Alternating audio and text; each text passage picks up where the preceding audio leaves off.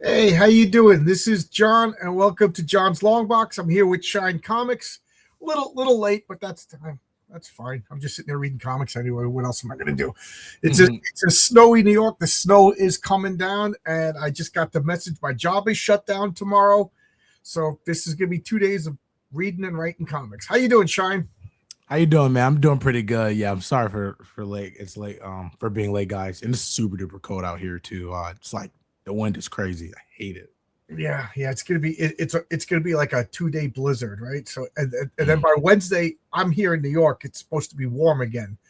So this is just a bunker down for 2 days. My wife just came back from the supermarket. She says people are practically fist fighting. Wow. Oh my Yeah. goodness. Yeah. So yesterday we went out to eat twice because we figured we are gonna.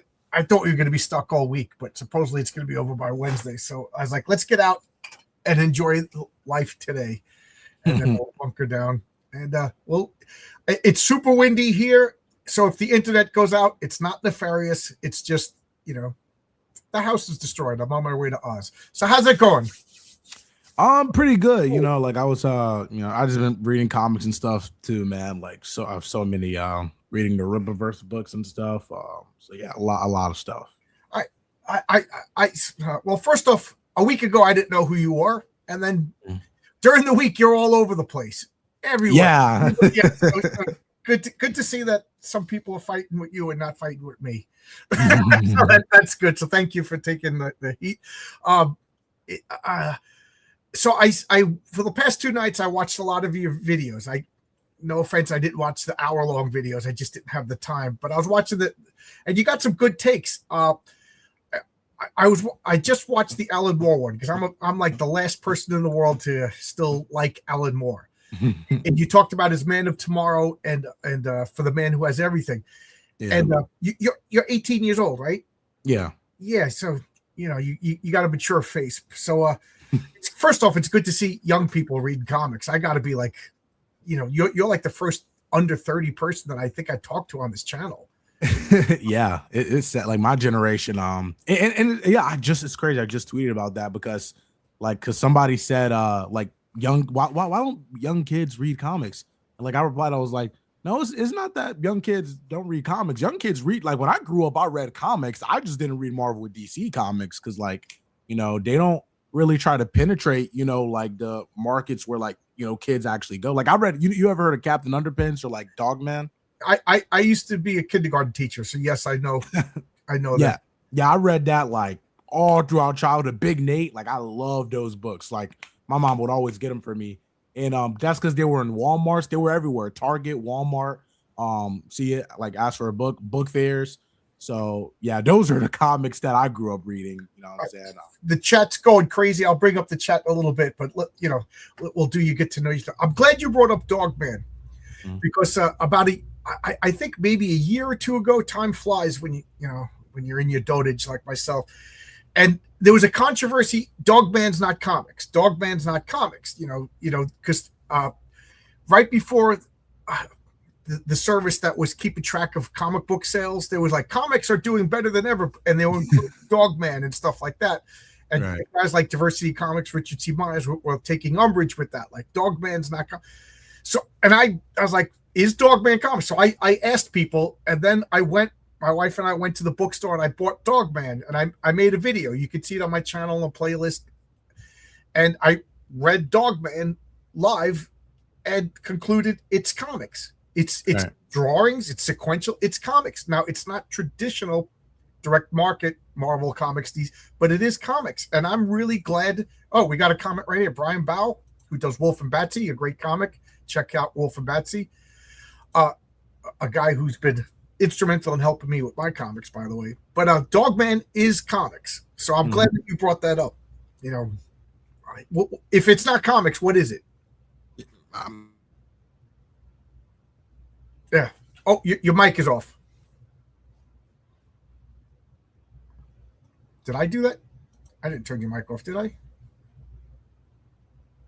Nope. Your mic is off, and I had nothing to do with it. So I will keep talking until you can figure out how to. Oh, there you go. no, my bad. Okay. I thought maybe I turned your mic off by accident. I did not do that. I don't do that. I did it once to Liam. Now my mic has it has spasms sometimes. So and I'll talk for and then I'll shut up. But because you touched on another one of my sore points. Kids don't read comics, I think, for two main reasons. They're not exposed to them. And when I say comics, I'm talking about traditional floppy comics that all of us old farts think of as comics. Because a kid isn't just going to wake up 7 to 8 years old, drive down to the comic book store that's in a shady part of town, and then spend $7 on an issue. So the mainstream is screwing themselves out of the new audience, and so they can't find them, and they're too expensive. So that's why I think, and they're not written for little kids. Right. Quite frankly, if I had 8-year-olds, I probably wouldn't let them read Marvel or DC comics, just for content matter. So, go ahead. I know I talked a lot, but you rapid machine gun fire hit on a few of my topics. Right. No, yeah, like and even go forward to that, even like the expensive thing. Because I hear like a lot of people say like, like comics are expensive, that's why kids aren't getting in.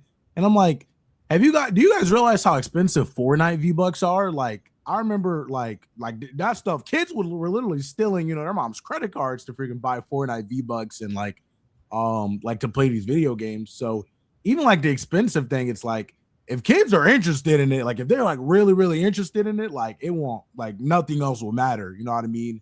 And so that's why it's unfortunate. Like, I don't. Well, I agree with, like, if a kid wants it, they want it, because like I'm talking like 10 years older. They have no concept of money. So if they want a comic book, they want the comic book, but they don't have jobs, so the parents have to lay out the money. And like a video game, I think a father or a mom is going to be like, okay, so I'm spending X amount of, but that kid's going to be playing it for a year. Right. You know what I mean? Or an action figure or a toy. All right, that kid's going to be playing with it for a year or so. But a comic book, I'm going to spend $7 and he's literally going to be done in 10 minutes. Yeah. Or not read it at all. Like God, like the art, the cover looks cool. And I just like don't read it. Right. So the kid, and again, where do they get a Spider-Man comic? They'll get Spider-Man toys, they'll see cartoons, but they won't see a Spider-Man comic book. We got some stuff about reform. People are talking. Okay. Oh yeah. We'll get to that. I'm sure we'll get to that. I'm trying to see. I'll get to all the questions. I bet. Vaughn's here. How you doing, Vaughn? Good to see you. Yo, Vaughn, what's going on, bro? Yeah, Vaughn. Yeah, Vaughn is like, he's always asking me if I want to go with him to conventions, but I just can't take off work, So Vaughn, don't give up on me. I want to do it. Don't, because I always have the 3 strikes rule. If I ask you to do something 3 times and you say no, I never ask again. Vaughn, I want to do it.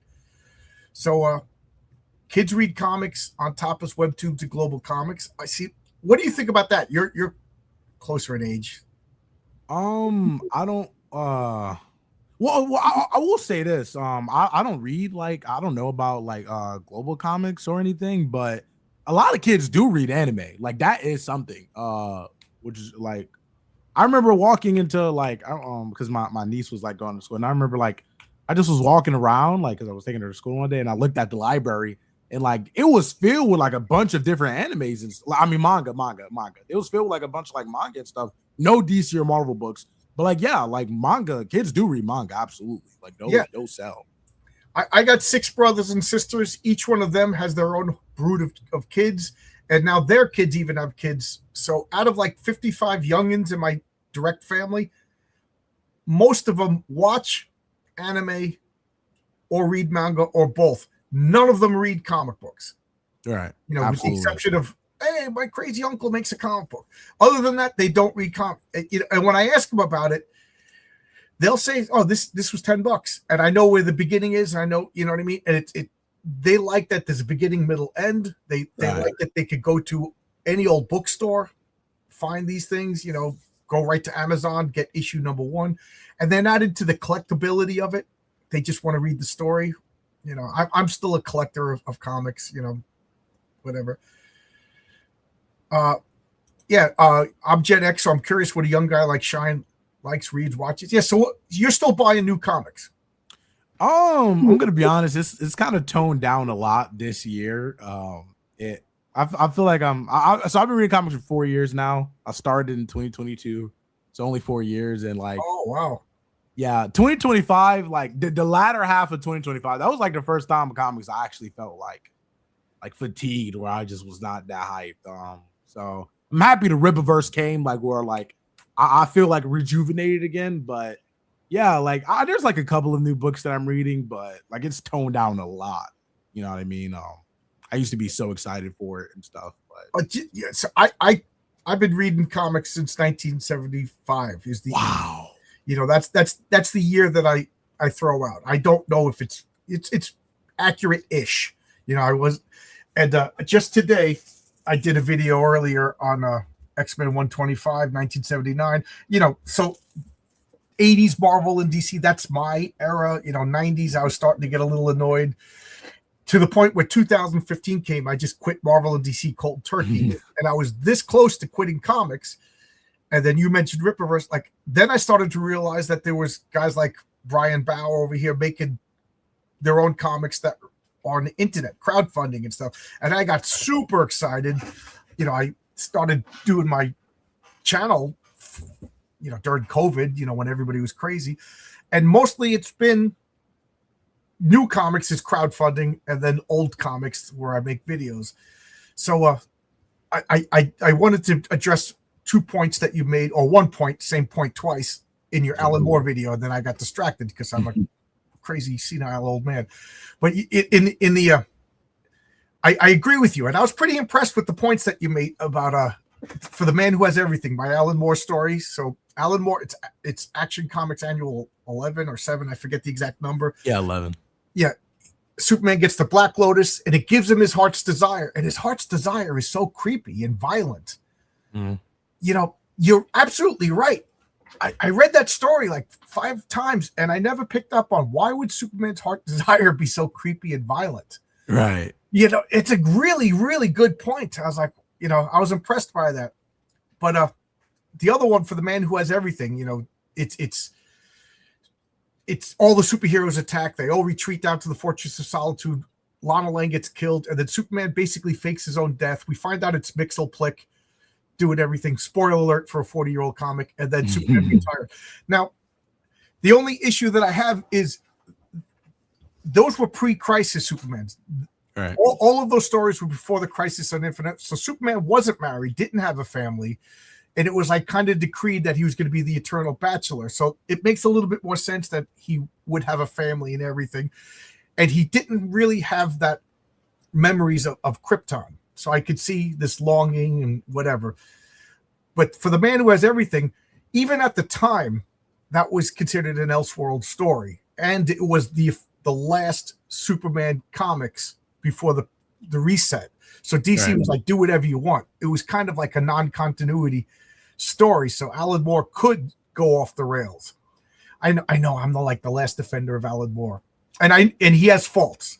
But I just wanted, I don't know if you knew that, because I don't know if you know that Crisis on Infinite Earths reset DC's continuity. Oh yeah, of course. Okay, absolutely. Okay. Me and Alan, us beard guys got to stick together. And actually, oh my bad. Go ahead. Okay, go ahead. I talk too much. No, yeah. Alan Moore, like I don't really have, or I don't know. The more I guess it's just like those older books. Like they're not. I love Watchmen though. I really love Watchmen. Everything else though, like the Superman books, I didn't care for too much. The Green Lantern books, the few like little short stories he did, they were like fine. He actually created Mogo. Yes, he created. Yeah, I was gonna say I loved his Green Lantern because they were little short things that didn't hamper the main continuity. Right. Like one of the things that he created Mogo, the entire planet was a Green Lantern. I thought that was brilliant. But my favorite was they went down to this planet that didn't have a sun, so it was an eternal darkness. So they tried to give the ring to one of the beings. It didn't have eyes. So it didn't understand. They could not translate green or lantern to this being. So like they were like, what do we do? What do we do? So they literally reshaped it into a bell. And instead, so there's one one member of the Green Lantern Corps who doesn't understand light, lanterns, darkness. So he's the F-Bell.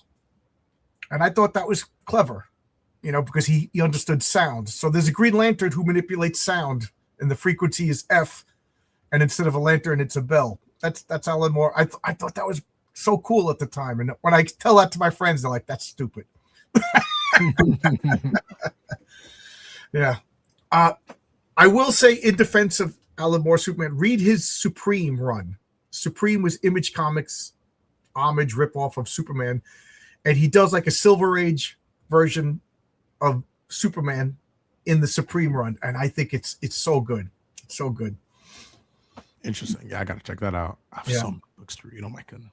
Alan Moore is a talented writer, but I don't like his writing. That makes sense. There's a lot of writers who are talented and I don't like their stories. That's fine.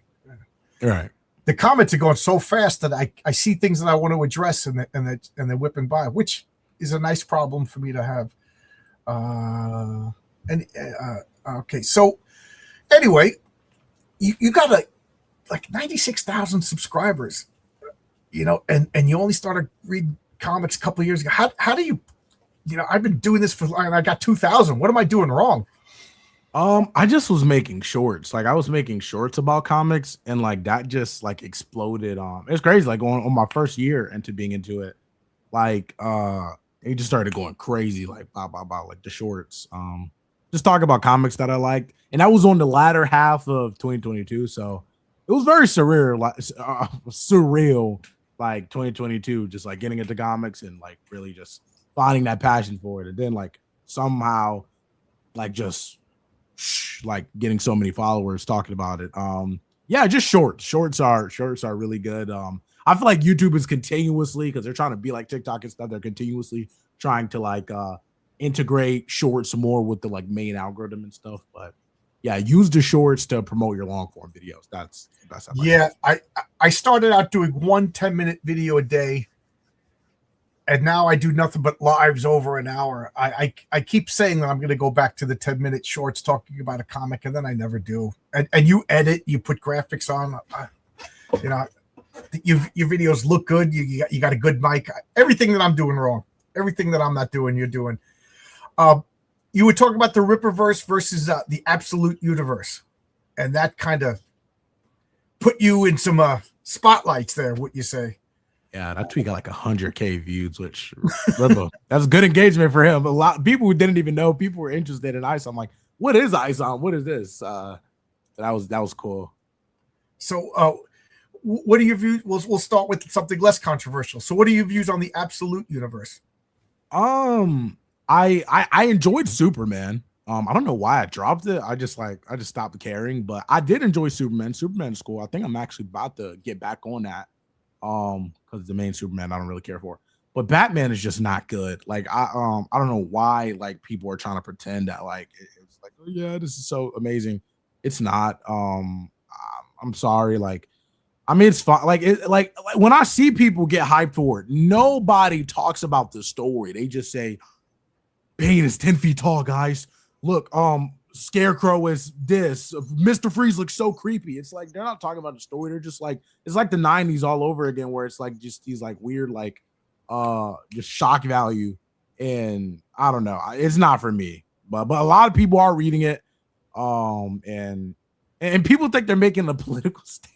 And that's another reason why I stopped enjoying comics too, where people buy comics to make a political statement, which is insane. I feel like that's another thing too, because it's like, yeah, like Bruce Wayne is like he's working class and stuff. He's more relatable, so I'm gonna buy this. So I'm making a statement. And then the annual came out, and people were like, yeah, like I'm making a statement. I just don't get it. I'm sorry for the rant, but it's not for me. Yeah, I don't get it. I have a stance. I want the mainstream comics to be good. Like I don't want Marvel's Ultimate line. I want the regular Captain America, X-Men, Avengers comics to be good. So I don't want DC's Ultimate line, which is the Absolute Universe. Like, just make them. And at what point like, okay, I'm gonna buy a Camaro, but I'm gonna take the wheels off and put and put rockets on it, and then I'm gonna take the front doors off and I'm gonna put wings. And at what point is it no longer a Camaro? Because that's exactly what they're doing with Batman. Like, oh, he's 8 feet tall or whatever. He's 6'10". He's a barbarian. He's not smart. He works at the carnival. He's not rich. He's blonde. At what point can we say that that's not Batman? Yeah, it's not Batman. Like, right. I don't. It's I was gonna say that. That was gonna be my next point. It's crazy. Like, yeah, it's like, what if Batman wasn't Batman? It's like, right. What if Batman was something completely different and we just called him Batman anyway? Yeah, make your own stuff, bro. Like, I don't really. But the thing is, you can't even. And it's no offense to Scott Snyder. He's a great writer. But it's like, I don't like if this did not have Batman. Like, there are some ideas. Like have you seen the movie Inception? No, I didn't. I'm tired of Graham Nolan. Like, I watch your movies and everybody tells me how genius they are. Christopher Nolan, yeah. What did I say? Well, I there are some ideas that like Watchmen. I use Watchmen as an example. Okay. Even if Watchmen wasn't titled Watchmen, which is funny, like because Alan Moore created those characters. But even if Watchmen wasn't with DC, and it was just like his own thing, it's still Watchmen. It's still, the idea is original. Like, it's still an actual good story. But what Scott Snyder's doing, Absolute Batman, you take off Batman, the story has zero worth after that, in my opinion, at least. Like, I don't think anybody would care or read it because it's just like, okay, it's just any other generic comic. Right. And a lot of people whose opinions I respect, Tonic Ball, he was just saying, he goes, because he loves Batman.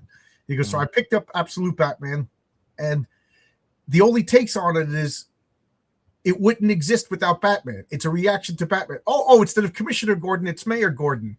Oh, instead of this rich guy, he's this. All people talk about is the differences. And like you said, I don't know what the story is. Right. I don't know what's going on in Absolute Batman. And I'm a guy who makes comic books and does comic book videos, and all I know is the differences. Superman was a slave from Krypton, and now a Green Arrow is like a zombie or something. You know what I mean? Yeah. So, but nobody's telling me this. Like, comparing it to Image Comics is pretty fair, but I find that in my circle of people, I'm the outlier in that I don't like Image Comics. I don't like 90s Image.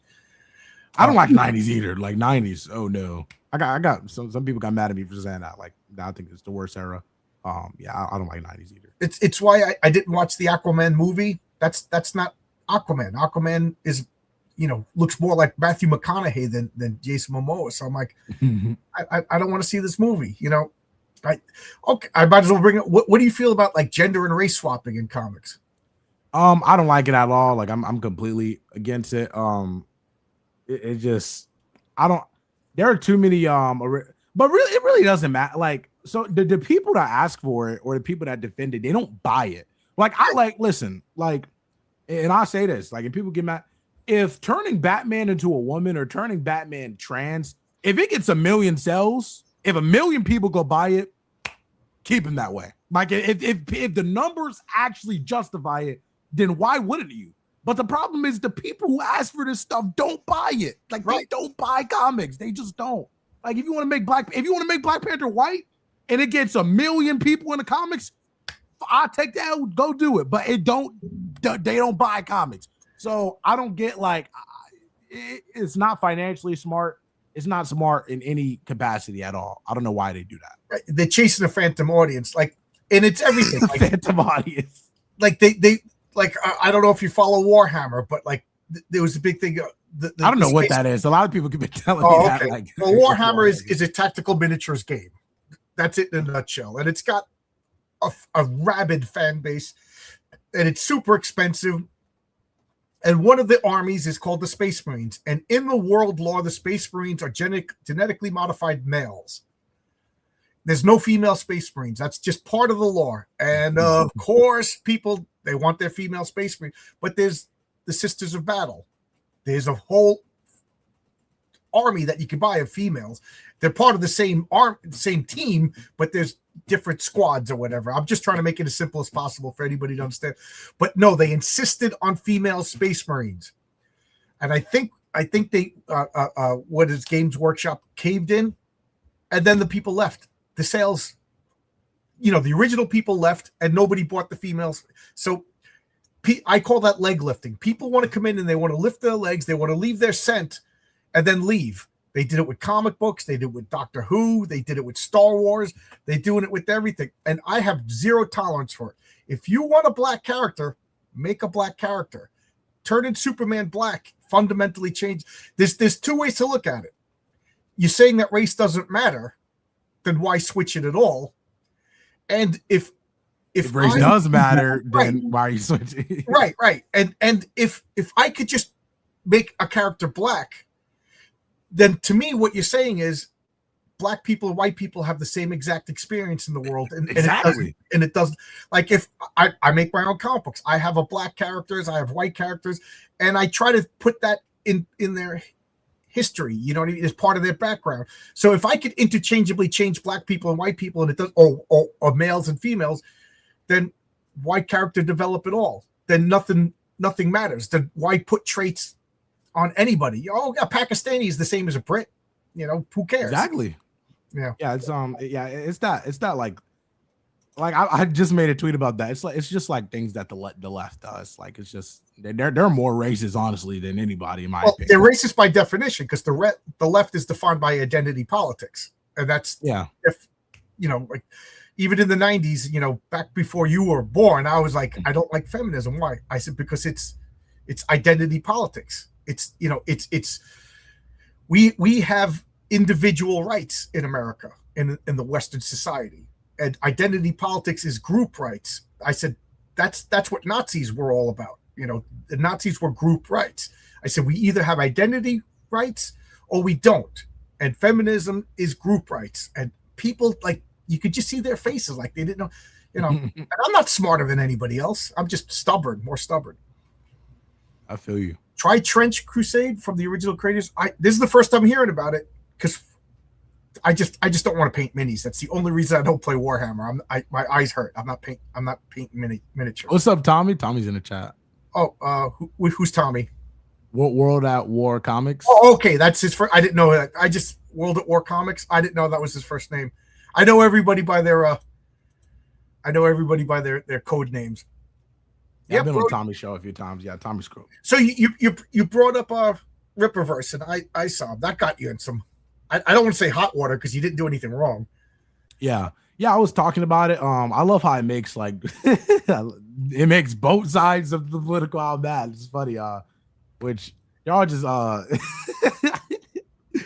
wish they I don't know. I kind of wish they didn't because it gives man, Eric July lives rent free in people's heads. It's just so freaking funny.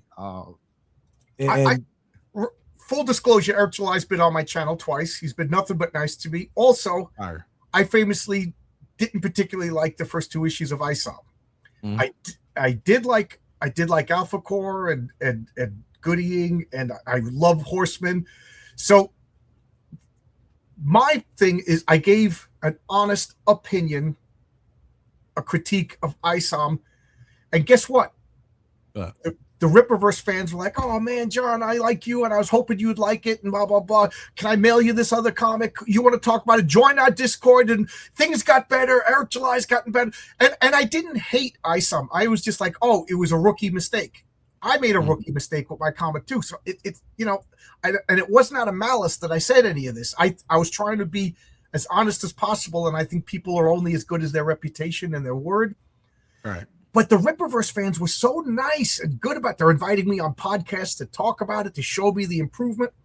Absolutely. I gave Godlike a bad review, and people were talking crap about me, insulting me, calling me nasty names that I don't want to repeat.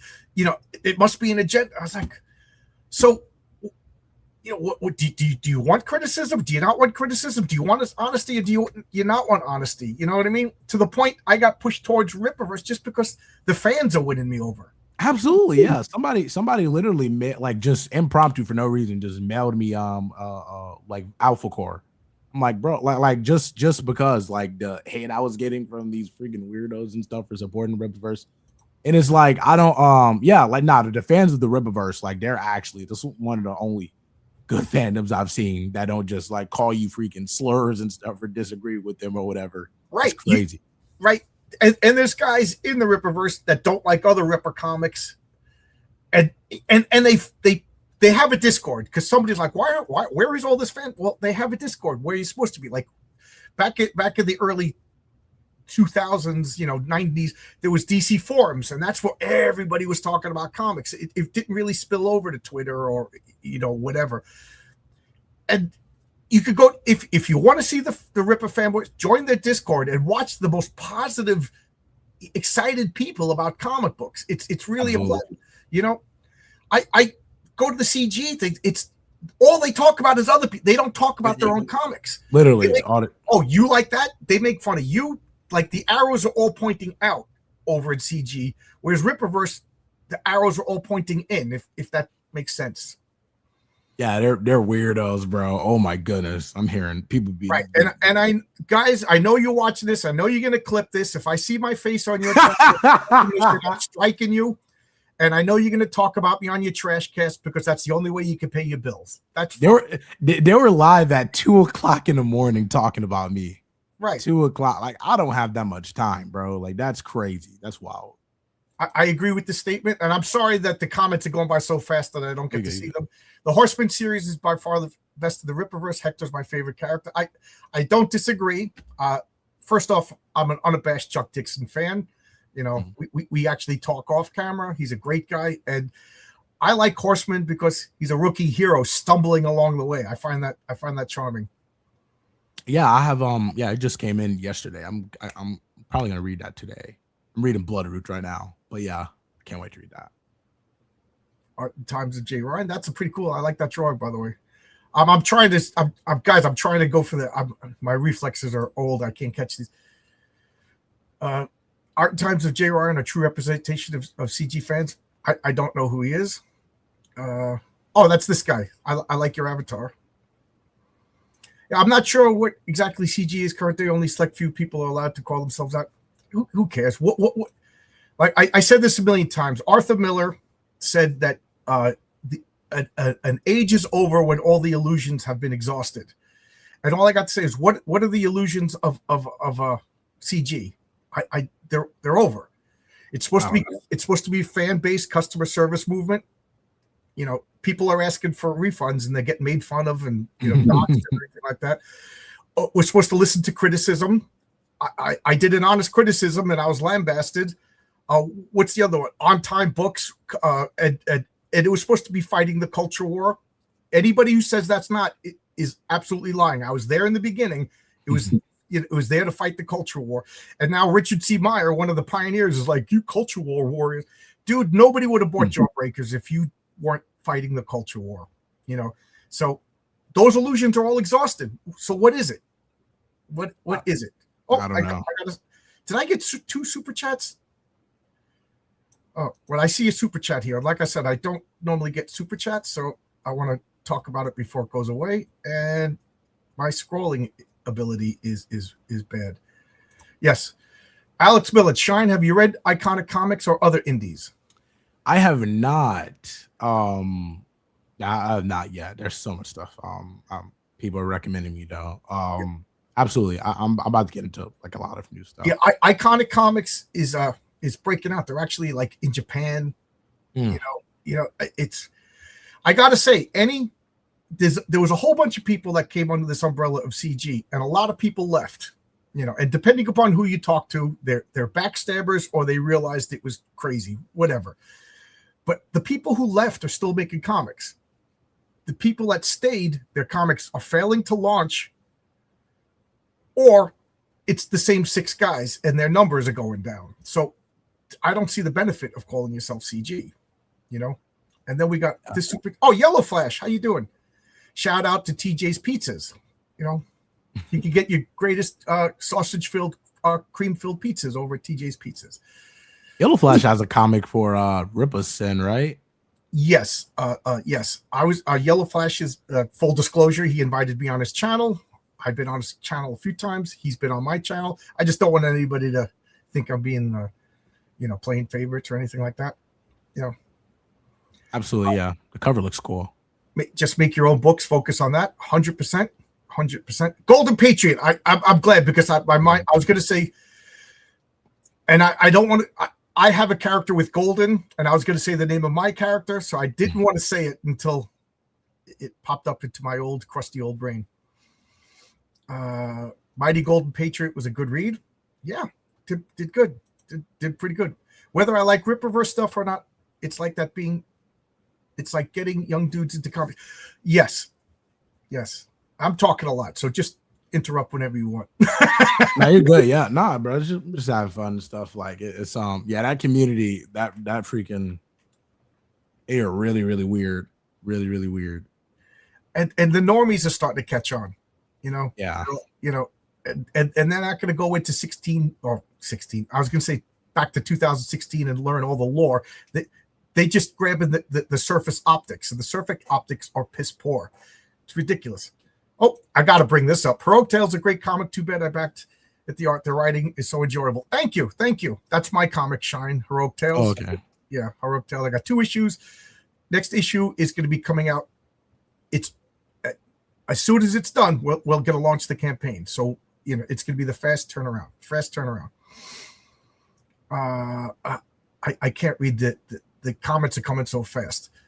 So anyway, you came out, said you liked Rip Reverse. You said it was better than Absolute, and next thing you know, you're the infant terrible of the moment. You're the drama of the moment. You're the enemy that must be defeated. You're the reason Trashcast is going back, and so somebody can pay their mortgage.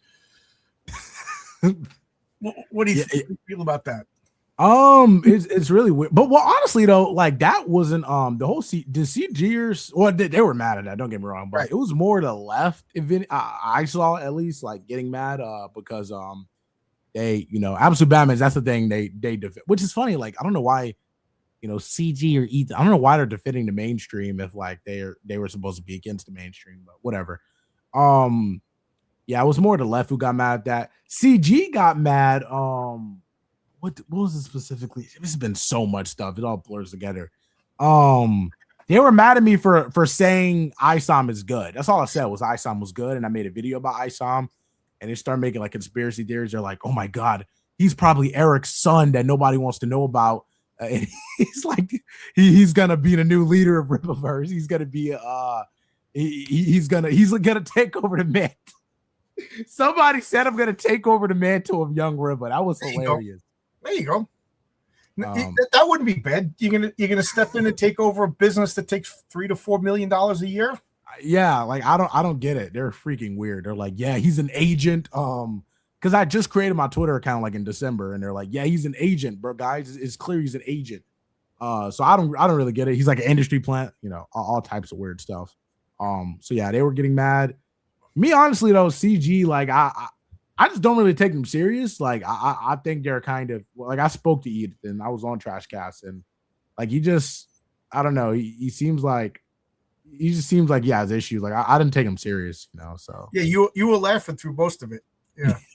Yeah, yeah. When they were talking about Throat God and stuff, like Billy Powerback says I like Absolute Batman. That's fine, right? You know what I mean? Like what you like. I don't like it. I never read it. I just feel I feel it's like a desperate attempt at DC to try to be relevant. And at the same time, I'm glad that it is selling because I want comic book stores to exist. So I'm glad that something is getting people into comic book stores and whipping up some sort of excitement. Now, maybe it's best that I don't run DC because I would have squashed it. You know what I mean? I'm like, just make Batman good. Why do you need Absolute Batman? But absolutely. Yeah. But I think it's shock value, and I don't think it's going to last, but I hope it does. Like some people like pineapple on their pizza. What do you want me to say? I didn't know that the left was coming after you. Absolutely. Yeah. They're on me right now. They're like, yeah. Somebody was just like, yeah, if I have a gun with 2 bullets and Hitler is in a room and Shine Comics is in a room, I'm shooting Shine twice. Like they're deranged. Well, that's because the left doesn't want to shoot a fellow communist or a white guy, because like I've been saying it. Like they they got mad at me for saying like Superman's not an immigrant. Like, I'm like, because they keep trying to like attach like, and what I've noticed, like, like the left uses DEI on white characters and white people a lot. I've noticed, like, they like Superman's an immigrant, and like with the whole like anti-immigration stuff. Superman is an immigrant, and that's why you should support him, and that's why this and that. And I'm like, no, Superman's a conservative Christian, straight white guy, like, white guy, on a farm, Kansas. Like what are we talking first about? off, it's silly for a couple of arguments. First off, he's a fantasy character; he doesn't exist. Yeah, and I said that too. Let's get that out of the way. Second off, he was a foundling, and that's a whole. And where is he going to go? Literally, his homeland is destroyed. Literally, he's a legit refugee. At if you want to be generous. Second, he was adopted by the Kents. You know, there's laws for foundling. If you find a child and nobody claims them, you know what I mean. That is your. So it whatever way you want to slice it, he's not an immigrant. You know. And then you brought up Icon. And I brought up Icon because it's like these people. And I said this, like, what the left does, they don't want to support like, and it's indicative of Absolute Batman too. They don't want to support black characters. So what they do is they attach like DEI on the white. So like, for instance, Absolute Batman's like poor and like he's like a normal person. He's not the actual character that he is. So it's like, oh, so I'm being a progressive by supporting Absolute Batman. So I don't have to go read Static or like an actual black character. Like I could just support Absolute Batman. And the whole white nationalist thing came out when he was supporting white nationalists. People were like, I critiqued that book, and they were literally saying, if you don't like this book, then you must be a nationalist because why are you offended by it? I'm like, first of all, you made a book about white nationalism being bad. The entire creative team is white. The hero of the story is white. And I was just asking like the left, okay, if you guys care about about these issues, why wouldn't you buy a book about a black character fighting white nationalism? Why must only Absolute Batman do it? And it's because like it's the same thing. Like it's the same. Like it's just a different like side of the coin. Malcolm X talked about that a lot. So yeah, it's crazy. I like taking an established character and turning them black, or turning them Mexican, or turning them whatever. To me, it's just like. It shows me that the creative staff doesn't believe in that race. You know what I mean? Like I'm gonna make up. I'm trying to the Blue Jay. I don't know. Blue Jay. He's a 40s character and he's white, and now we're gonna turn him into a black homosexual. Okay, so that just means to me that you don't think a new black character will last unless you build it on a reputation. I call that stolen gravitas. Like Absolutely. Miles Morales, you made a black Spider-Man, but you didn't start from the ground floor. You installed him on the 15th floor because you're stealing the gravitas that comes with the name Spider-Man. And also they did it because they don't want Spider-Man to go into public domain. They still have a character, and they were afraid maybe they were going to lose creative rights to the Ditko estate. And that's why somebody said it in the chat, that this Absolute line is DC preparing for when all their characters go into public domain, and they don't control. But now they have Absolute line, and they start all over again. All in the 90s, they swapped all the characters out, and they made Green Lantern Hispanic, and they made, Shira Hall, the Hawk Woman, some sort of Arabic race or whatever. And everybody was like, yeah, they're finally doing it. And I was sinister going, this is just them, because there was lawsuits going on. They were watching the Siegel and Schuster estate. They were watching the Ditko estate. And if they lost, Marvel and DC would lose all of these characters. So this was a way of effing over the creative teams. And I was like, Don't you guys understand that you liberals and progressives are being hoodwinked? Miles Morales is scab Spider-Man. He's the corporation trying to screw the creator. And I thought all of the left liked the creators, the little guys that didn't like corporations. But somewhere along the way, like a Mobius strip, the left became the spokesman for large corporations. And I don't understand it. I don't get it. It's weird. Yeah. We used to be able to agree to disagree. Jay Ryan, I absolutely. I dislike people who don't like Superman using. I know, it's just like people telling Christians what Jesus would have said. don't buy Yeah, Superman comic books. You don't get an opinion. You're not Christian. You're an atheist, and you're telling me what Christ would say. Your boy Zach likes Starfleet Academy. Are you familiar with your boy Zach? yeah, I know your boy is.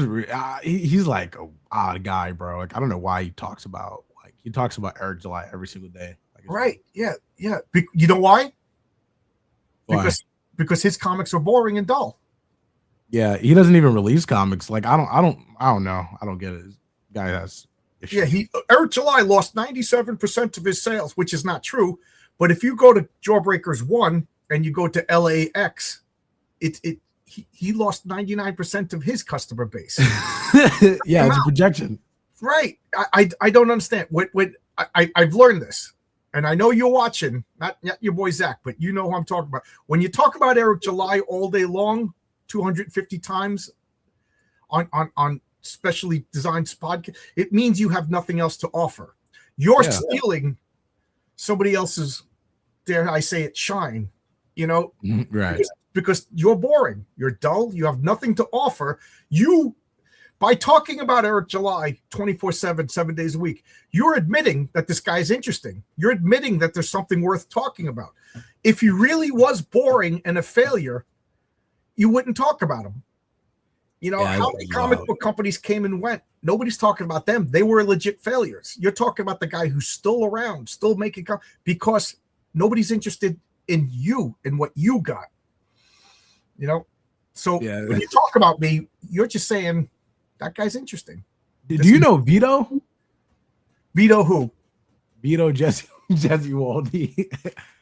I don't know who that is. Oh, he's like a big white dude who's like a comedian with the beard. You don't know? Oh, is he the second banana to Dick Masterson? Yeah. Yeah. I only know him from clip stuffs. I don't know enough about Dick Masterson and Vito to really comment. They do like pop culture Howard Stern kind of bullshit that's just not interesting to me. I bought a Vito because like he has this comic called like Super Killer or whatever, like, but he's been talking about it literally because Eric July sent me like almost all like the comics of Ribverse. He forgot Zaylan. Eric, I wish you would have seen Zaylan. Zaylan looks cool. Zaylan. I didn't get Zaylan yet. I want to see Chuck Dixon do Cosmic. So I'm gonna buy that myself because that looks, oh my goodness, that looks cool. But yeah, it was funny. Like I'm holding all these books in my hand. It's like freaking 15, 20 books. I'm like, Ribverse started in 2022. He's released all these books in these 4 years. Vito has been talking about the same book for 4 years. He still has not released it. And I just thought that was hilarious. Like the book still is not out. It's still not printed. It's still not out. So, but he has time to talk about Eric though. It's funny. I don't know. I make comics. I made 2 comics in 12 months. You know, 80 pages. I'm a rookie. I didn't know what I was doing when I started. I literally got into a car accident and broke my neck. You know. And I still managed to make 2 comics. They're not exactly lighting the world on fire, but mostly the reviews are positive. I think I'm getting better.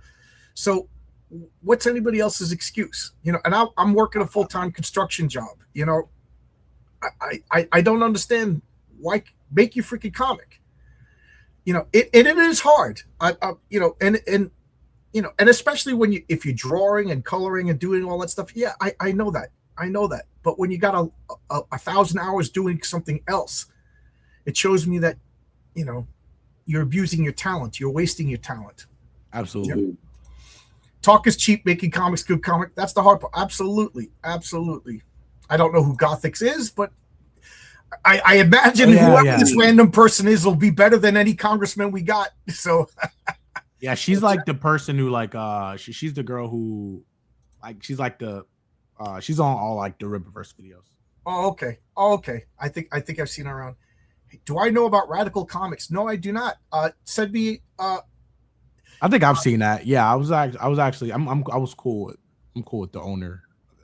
That my email is johnslongbox@yahoo.com. Send me, you know, whatever links and, you know, new comic book companies. I'm always interested in checking stuff out. They don't want to finish the comics. That's part of the grift. Well, making the comics, you got to print them and you got to ship them. That costs money. You know what I mean? So put 2 and 2 together. That money ain't there, which is another thing. couple of days ago, I said, unpopular opinion. When I support you on crowdfunding, it's not to support your lifestyle, it's to buy a product. And oh my God, did I get lambasted for that? Do you have any thoughts on that? Yeah, I mean, yeah, you should be paying for a product. I don't know why they don't want to get product though. They're grifting, but they call Eric a grifter. Like nah. Yeah, weirdest grift ever, making the comics and giving them to people. Yeah. There's a grifter down the block from me. There's an old Mexico woman. She grifts because she asked $3 for tamales, and then she gives me the tamales. She's such a grifter, and she's so good at grifting that the tamales are delicious. And I keep going back and getting these tamales. She's grifting like you wouldn't believe. Yeah, so jealousy. Like button while you're in here. The CEO makes a comic called Unbreakable All-Star. Okay. Sounds pretty good. Yes. Sean, you do reviews? Absolutely, yeah. Yep. Yeah, we all know that he blew the campaign money. Yeah. I don't know. I'm not going to pocket watch. These guys pocket watch me. They get it all wrong. So all I could do is wonder until the comic came out, and the optics are bad. The optics are bad. I think it's not solely about the product in this sense. However, the product is important. Okay, so then why crowdfund? Just start a GoFundMe or a Patreon. Crowdfunding is supposed to be so you could take a product to market and help minimize the risk. Right. Now, one guy said, well, his crowdfund was to find the perfect potato salad. Well, that was the product, this humorous adventure for him. People were satisfied. They wanted that product. But if I said on crowdfunders, just support my lifestyle, I'm creative, nobody's going to support me and nobody's going to support anybody else. They want a comic book. They want a board game. They want a video game. You know what I mean? If you just want your lifestyle supported, start a GoFundMe. Start a Patreon. You know what I mean? But crowdfunding is, and all the money that you gather in a crowdfund, it's assumed that it's going towards that product. Right.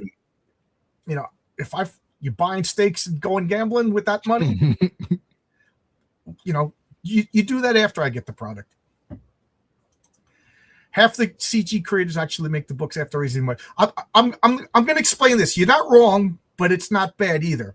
I had a CG guy get along with the guy. I haven't spoken to him since, so maybe he hates me, maybe he doesn't.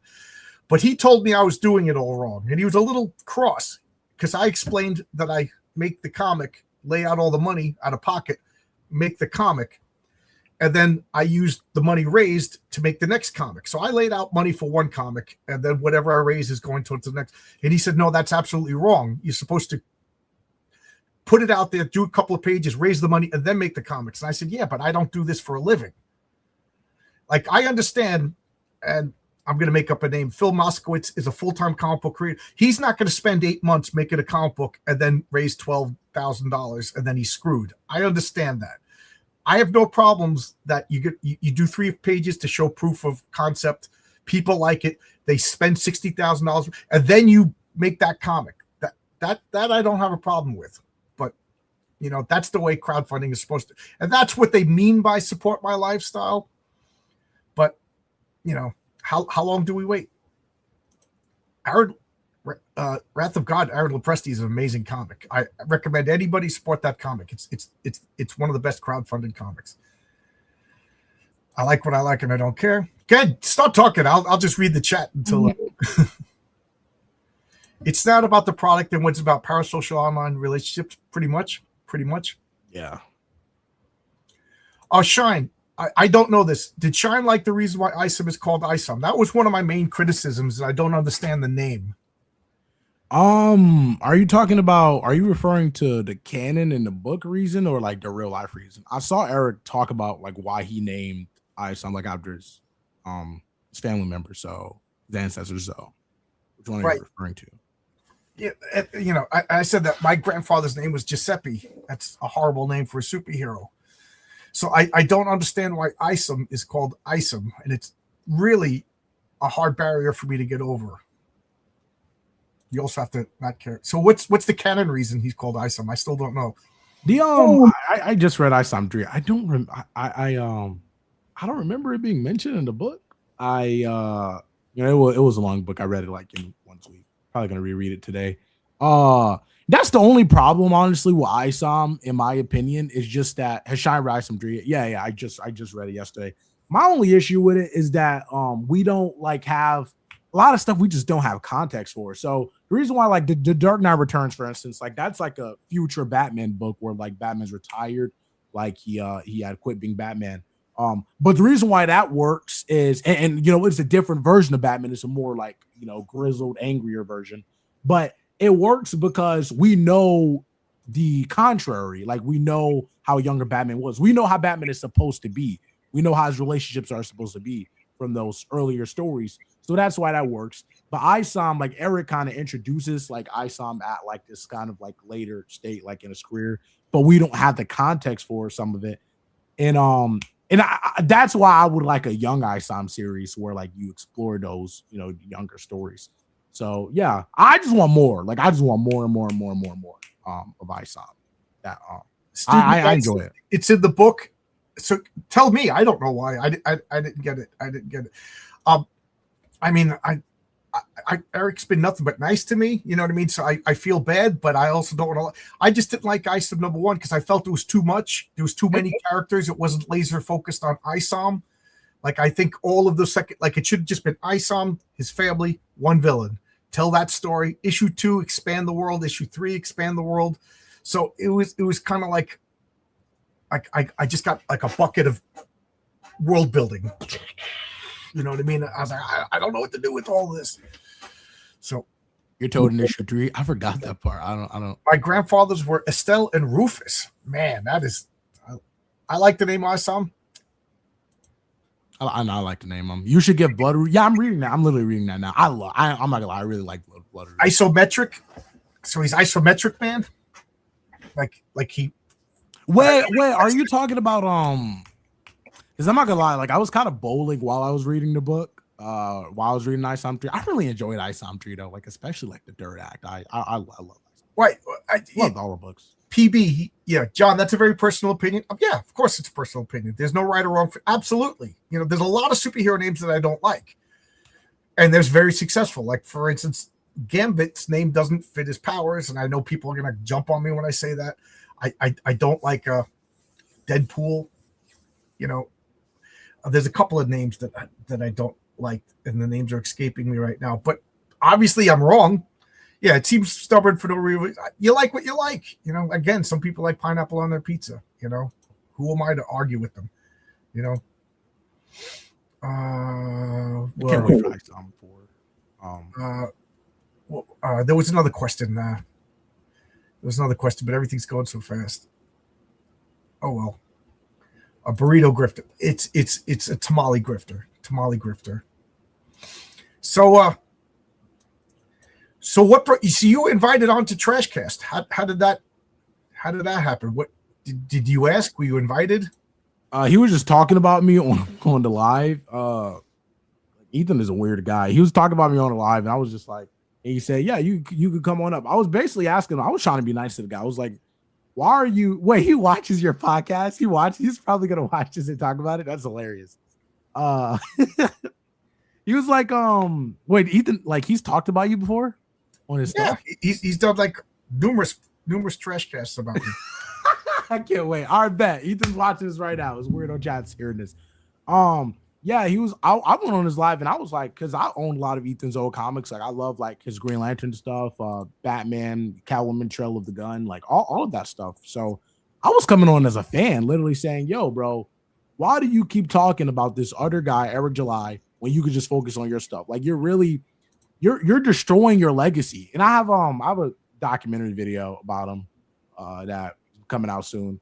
But it's like you're destroying your legacy. It's like nobody's gonna remember the comics you did when you know, God forbid, when you pass away. People are just gonna remember, oh yeah, that's the dude who do 7, 10, 15-hour live streams talking about a black man. Like who's making better comics, who's making more money from his comics. You know, stories are subjective. I get that, but he's making more money, he's doing more work, and you're doing nothing. So And like I guess he just didn't see where I was coming from. And it was what it was. Yeah, I my first interaction with him was back at the DC forums. He just did Batman Way of the Gun, and I just said, I love the art. I still am. I still think his I already know what you're about to say. You didn't like the story. No, but I said I didn't like the story. I said it's all liberal propaganda, and to his credit, we disagreed, and it was like a friendly disagreement that elevated me in his eyes. I'm like, you disagreed?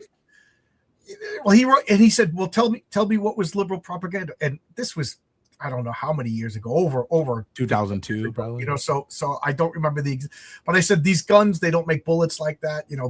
What? And he was like, "Oh, okay. I'm not a gun guy." It was like a pleasant, friendly disagreement. And again, wait. He said he's not a gun guy.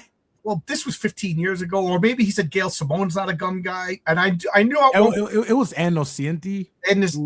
Innocenti or Gail Simone, I forget who the writer was, but he was pleasant about it, and he said that I just got to do what I got to do. I'm the paid artist, and I was like, yeah, I'm not slamming you. I was just talking about the comic in general. But the point being is, we kind of had an altercation, and it was friendly, and I liked him. And then, I went on record saying I liked Cyberfrog. There was a couple of things that I didn't like about it, but overall it was pleasant. And then it all started one day. I said, he tweeted, it's Friday night. Who wants a trash cast? And I said, God, it's Friday night. There's a million things I'd rather do than talk about some of the comics that I don't like. I said, there's a pizzeria around the block that sucks. Do you want to talk about it? And that was it. I was Posada non grata. And then I said, Eric July is not hurting crowdfunding. He's not. I said, his fans are happy. He's growing. He's bringing in people who haven't read comics or people who left comics that coming back. I said, he's not hurting crowdfunding. He's asking for a price. He gets that price. 2-3 months later, people get their comics. He's pre-ordering. I said, CG is hurting crowd. And I included myself.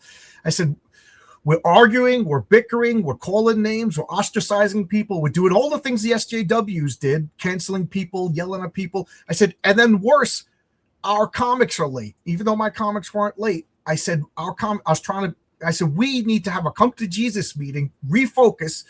Is it a drama society or is it a comic book society? And boy, did that not, and then finally I just said, you know what? CG is just an albatross. At this point, it's not helping, Yeah, he weird. He wished that I'd break my neck harder next time. Yeah. Oh wow, that's crazy. Yeah, Ethan has mental issues. So I already know what the trash cast is going to be. People are going to bust your chops for not knowing what Isam's name is. So forewarned is forearmed. Learn some of the lore. I don't want to know the lore, bro. People have already told me some freaking crazy stuff about these weirdos and stuff. Like, oh my god, somebody sent me some crazy stuff about that dude who smelled like. Well, why do you want to learn the lore? I said I don't want to learn the lore. Yeah, I say, why would you want to? What benefits it to you? Yeah, hell nah, bro. I don't want. Nah, so you're 18 years old. You said you started reading comics a couple of years. Were you always into cartoons? Why? Yeah. So I got into comics and it happened so freaking fast. Like I feel like I go 0 or 100 to a lot of things. Like if I'm not going 100% on it, I'm not doing it at all. So like I was so as a kid, I didn't read comics, but like when I was super young, I was into DC. Like I was like, I did like, the DC stuff, the DC animation, Justice League Unlimited. I'd watch that Saturday mornings and stuff. But then when I got like around 8, 9, 10, to 7, 8, 9, 10, I got more. I wasn't into superheroes anymore. I was more into sports like basketball and NBA and stuff like that. And the Black Panther, I remember I saw Black Panther like it was Saturday morning. My mom literally woke me up. I didn't even care about Black Panther. I don't want to see it. She woke me up.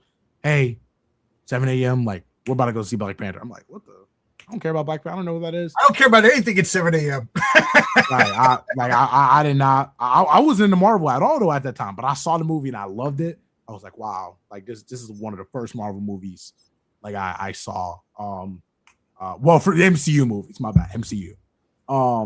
And yeah, I saw that. I liked it. And then so flash forward to 2021, I saw the Tarzan movies, Andrew Garfield, those movies, and the Raimi movies. And I found out they were gonna come back in No Way Home.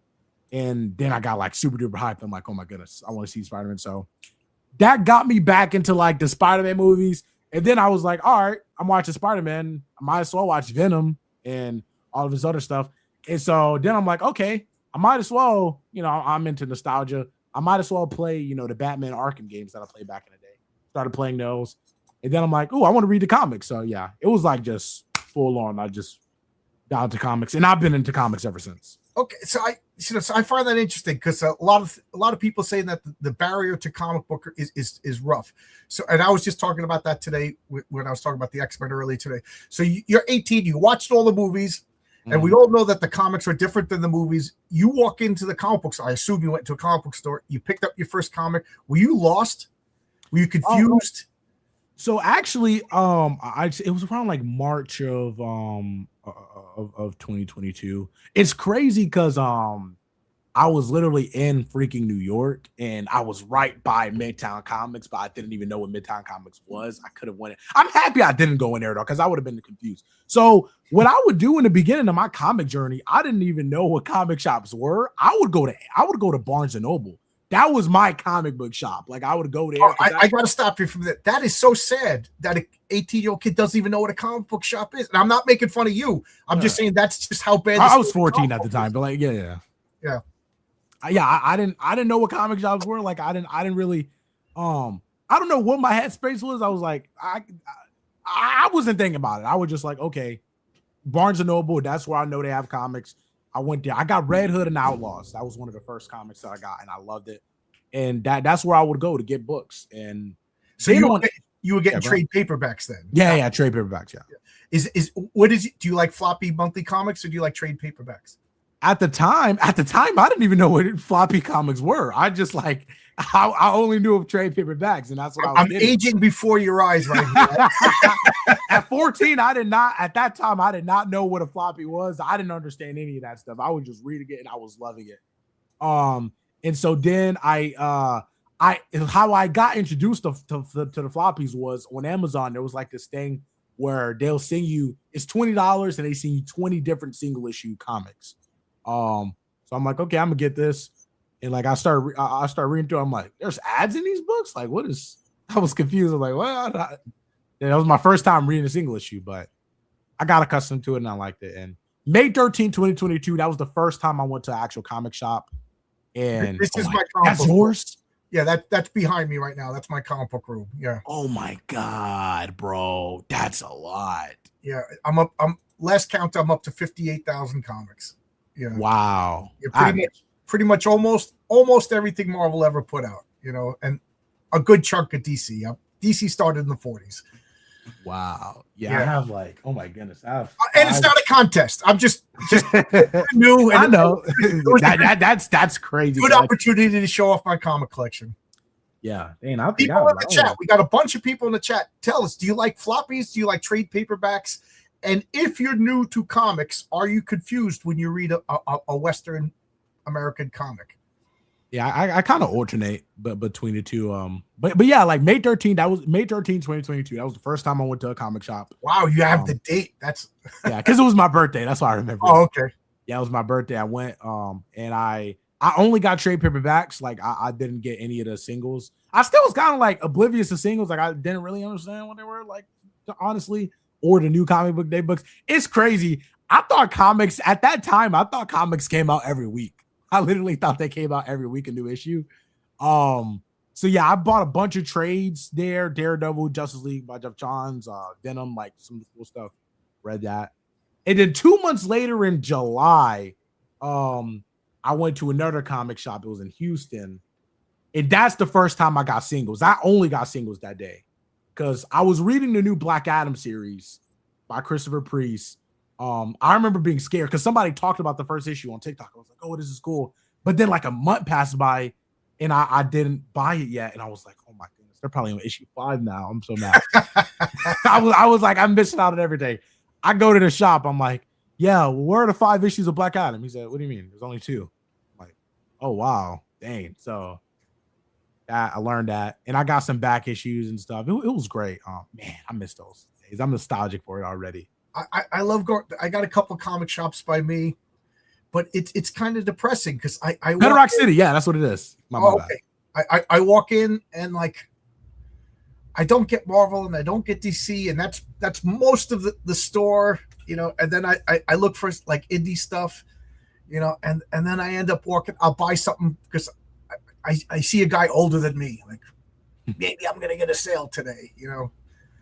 It's just so depressing. I mean, I still get monthly comics, but you know, it's just sad. I started reading comics in 1975. Oh, I didn't realize we were the same age, so I preferred floppies, but now I prefer graphic novels. Did you see the Black Adam movie?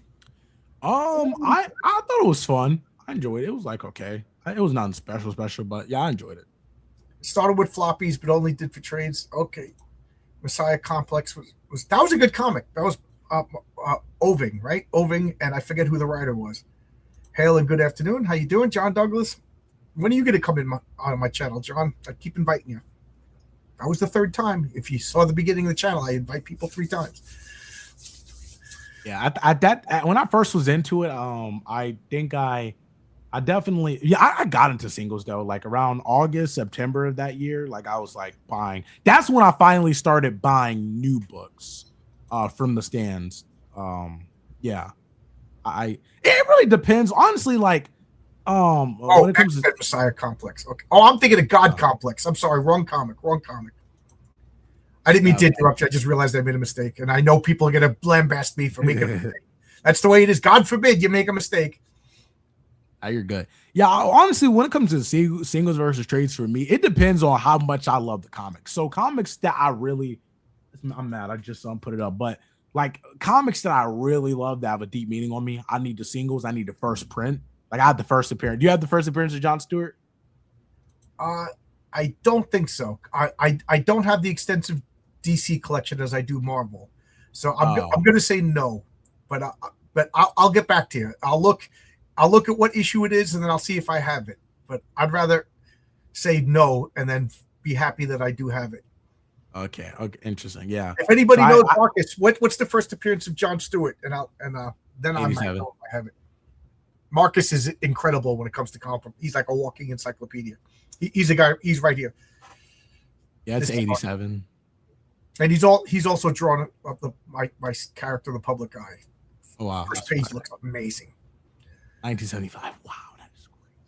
Honestly, like learning people like Eric July being 35, like people in their 30s really aren't that old to me. I feel like, no offense, I feel like, you know, people in their 60s and stuff, those are real old people.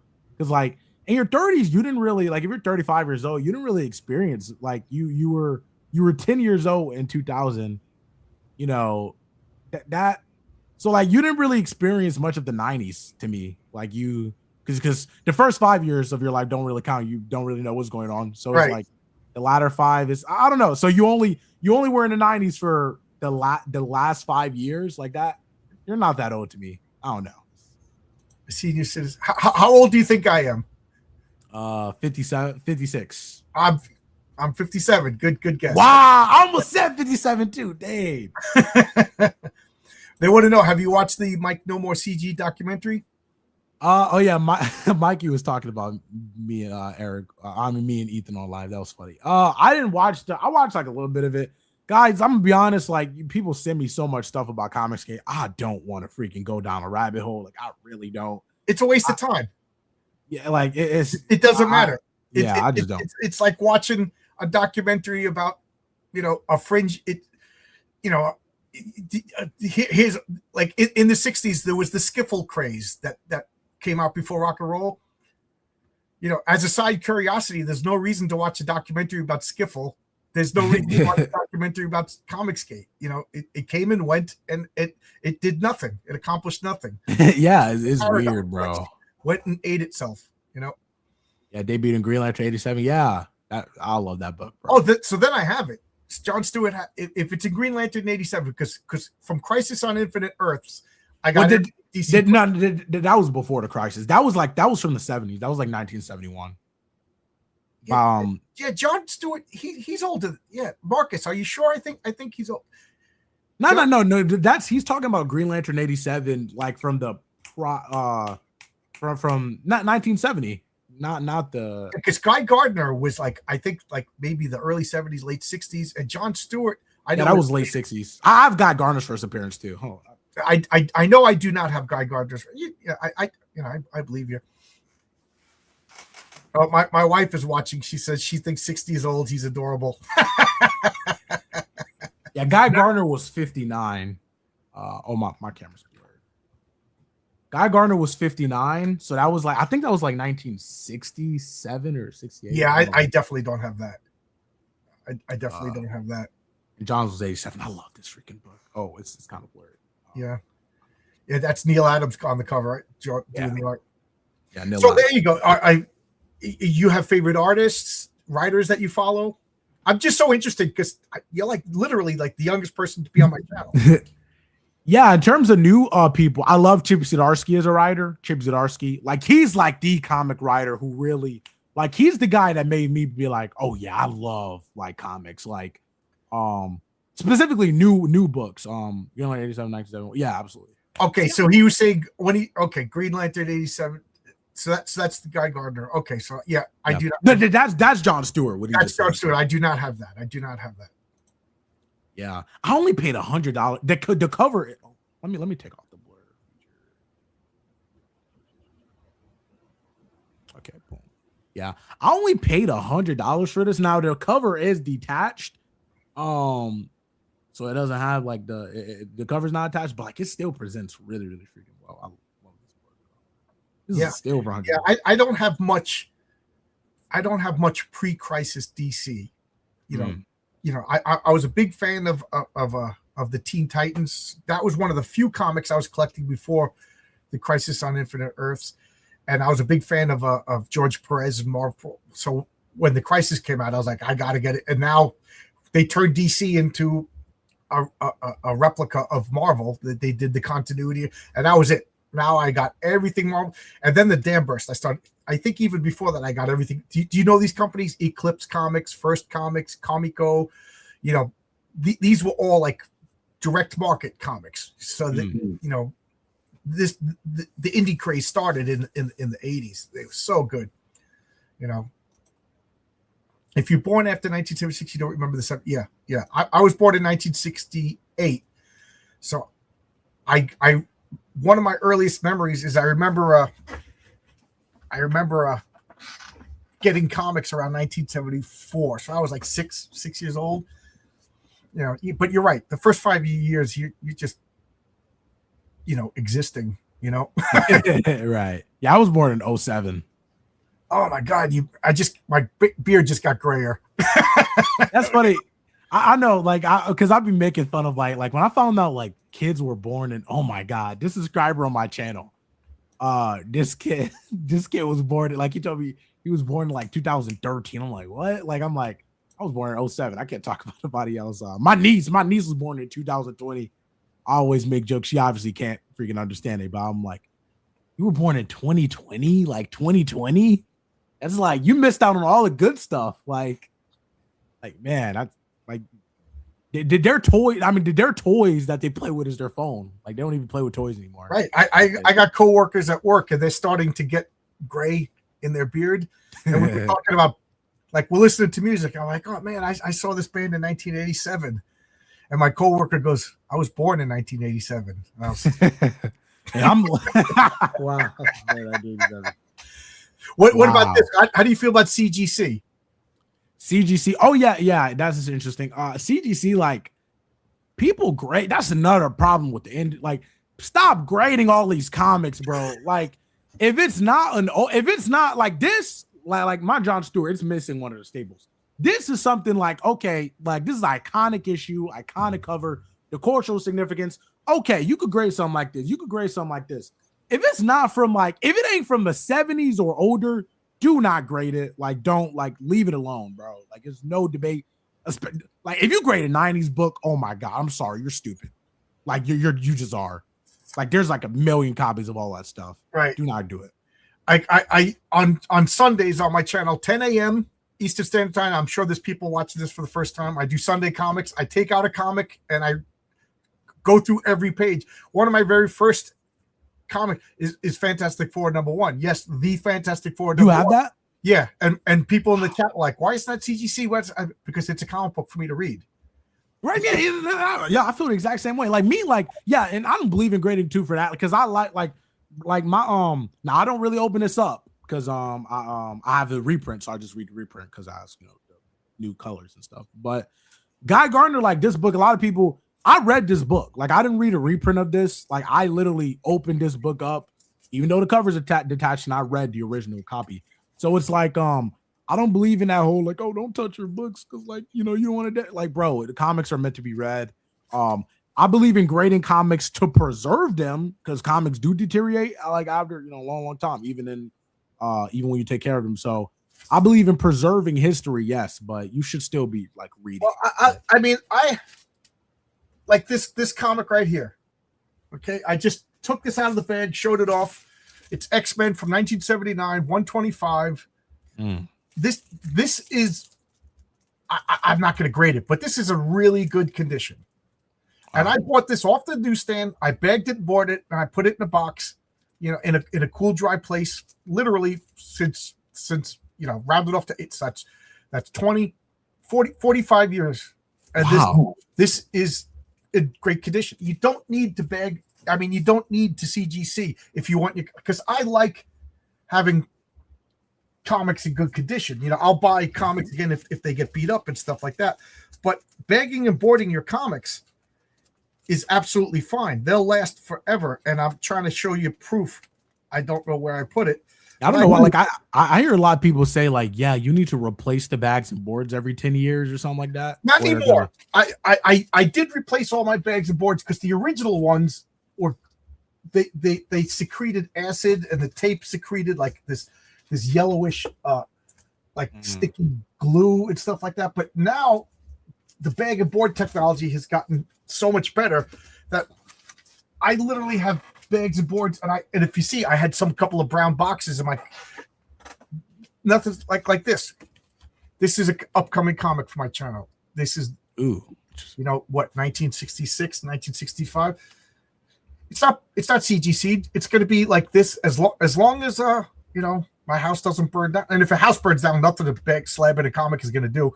But bagging and boarding, I stand them up straight. I put enough comics in each box so that they're not flopping. You know what I mean? If I don't have enough, I hate when comic shops don't bro. Like when like this is from like the 60s. They're fine. They're fine. Bagging and boarding. I mean, I got moisture sensors. I got fire extinguishers. My basement's climate controlled. What else do you want me to do? Me personally, I'm more afraid of a flood because I live in New Orleans, so it's the hurricanes and stuff. Oh my God, bro, the hurricane, man. My wife and I are scared of floods. I live in New York, but for 15 years we lived in Flushing, and Flushing was the highest point in Queens, so there was never any floods. Now I live in the highest point in Long Island. There's if you go 2 blocks from me, it is so steep that they don't even get trick-or-treaters on Halloween because kids don't want to walk. So there's not going to be any floods by me, but there could be, hurricanes or because there's trees everywhere. That's stuff that I'm always looking at. But I'm just so glad that you don't like CGCs because to me, that's weird. It's CGC ruined comics. And here's the funny thing: the guy, and I always forget his name. The guy who founded CGC was in my comic shop, and he told me about it. He's like, "I'm gonna do that," and I said, "That's the stupidest idea I've ever heard." And he laughed at me, and now he's probably a millionaire, and I'm still doing construction. But insure your books. There you go. Homeowners. Hey, Brittany's here. Brittany, her husband Ron has drawn some of my comics, and she go to Facebook, go to Mabel Bakes, and get yourself some cookies.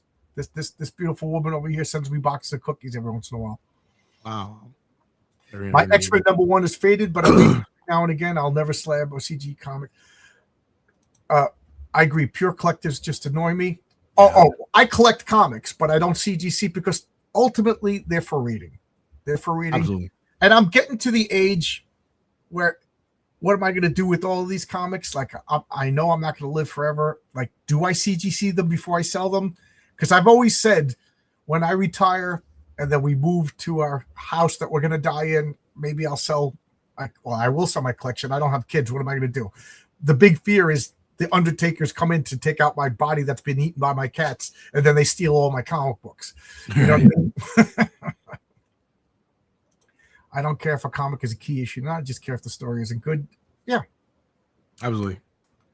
I could keep going on forever. Like, let me know if you want to stop talking or keep going.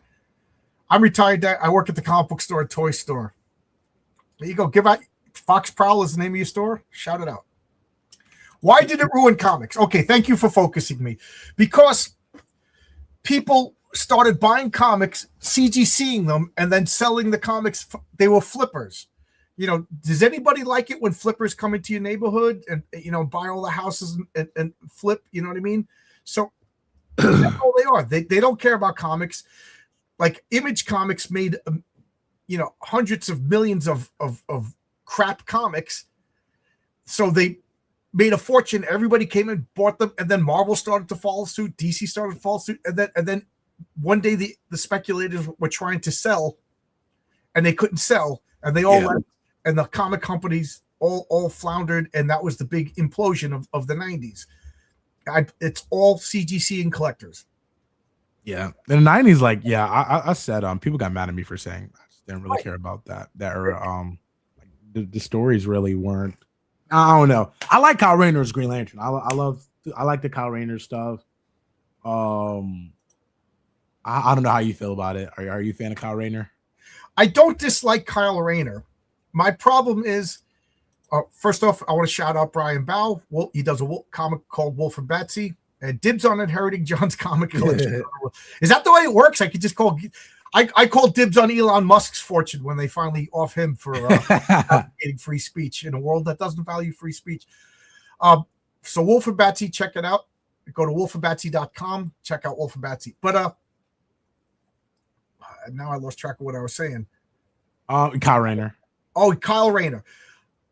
I don't have a problem with Kyle Rayner per se, because I do have a ton of his comics. What bothers me is when there's more than one superhero with the same name active at the same time. Like, you know, like I understand the Green Lanterns is a space police force, but it's understood in the DC universe that there's aliens everywhere. Why does Earth get 32,000 Green Lanterns and Narplex 7 gets one? Like, there should be one. Like right now, Hal Jordan, and maybe Hal Jordan will have like a deputy. I'll accept that. You know, so Guy Gardner's waiting in the wings or something like that. Then when Hal Jordan gets, but now that there's Jessica Cruz, there's Hal Jordan, there's John Stewart, and you know, I don't even know. I'm sure there's more than I even know. That was my last. Yeah, there's a lot more. Why Earth? Now, unless they actually did give a canon like reason for that. I forgot what it was. Oh yeah, I think so. Basically, I assume you like Jeff Johns' Green Lantern run. Oh yeah, I'm a big fan of Jeff Johns. Like he's one of the writers that I follow. You know, I love him. Yeah, that guy's the GOAT. Yeah, the guy went and formed.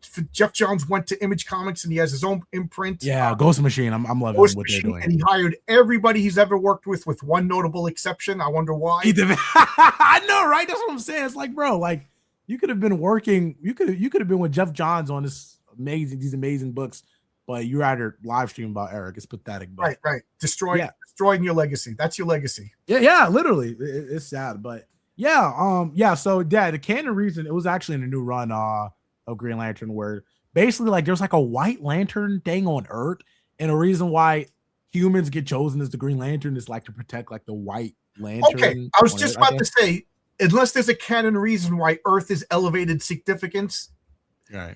Then whatever. But okay, so that now. But I still agree. Like I think like when you just make so many, it just cheapens the brand. What worked with Kyle Rayner. Kyle Rayner was really the only Green Lantern of his period. Like John Stewart was kind of in the mix, but he was off. Like Kyle Rayner was the main only Green Lantern because Hal obviously was paralyzed and then he died, and all of the corpses were dead. So I feel like that's what worked with Kyle Rayner. Then obviously they brought Hal back, and you know John was their guy and stuff. and then which John, Guy, Hal, Cow. That's all. 4 is already a lot. It's already pushing it. And then they made Simon Bass, which I like Simon Bass' origin story. He has my favorite. That's one that I forgot. Yeah. Yeah, I love his freaking origin. And then Jessica Cruz, and then they made Joe Moline, and then they made like this Teen Lantern, this little girl. I forgot what her name was. And that's actually a good name, Teen Lantern. You know. Yeah, Teen Lantern. They made her, and it cheapens the brand. See, that's it over at Marvel, everybody's Spider-Man. You know, there's Right. 8 million Spider-Man, and you know, I will say that I'll accept 4. Like if there's Spider-Man, there's Spider-Woman, and I'll accept Spider-Boy and Spider-Girl. That's it. Now like there's Spider-Gwen, but her real name is Ghost Spider. Okay, as long as she goes by Ghost Spider, that's fine. Come up with a new name, and then you can have you can have 3 fire superheroes as long as they're all not the Human Torch. Like right. I don't care what anybody says. There's one Wolverine. That girl, find another animal. Find Absolutely. Another. Yeah, she's not. Or take Logan out of it and have. And another thing, if you kill your characters, they're dead. Like to me, they destroyed Hal Jordan. I know this was in like 89. He destroyed Coast City, and then they tried to say that it was Parallax. It was like 92 right. It was like 90s. There's a point where your character gets tarnished. Like right. You bend your characters, don't break them. Like once you cross over into murder, you're not coming back from that. Like Scott Summers, Cyclops, he's now the absentee dad. You know, he's the deadbeat dad character. There's no coming back from that. You know, me personally, I liked him destroying Coast City. I like the redemption arc. I just love Green Lantern lore. Like I remember, it's crazy. That was my first introduction to Ethan Van Sciver. I watched the Green Lantern movie. I watched that as a kid, and I loved it as a kid. But that was like freaking long time ago. So in like 2024, I rewatched it.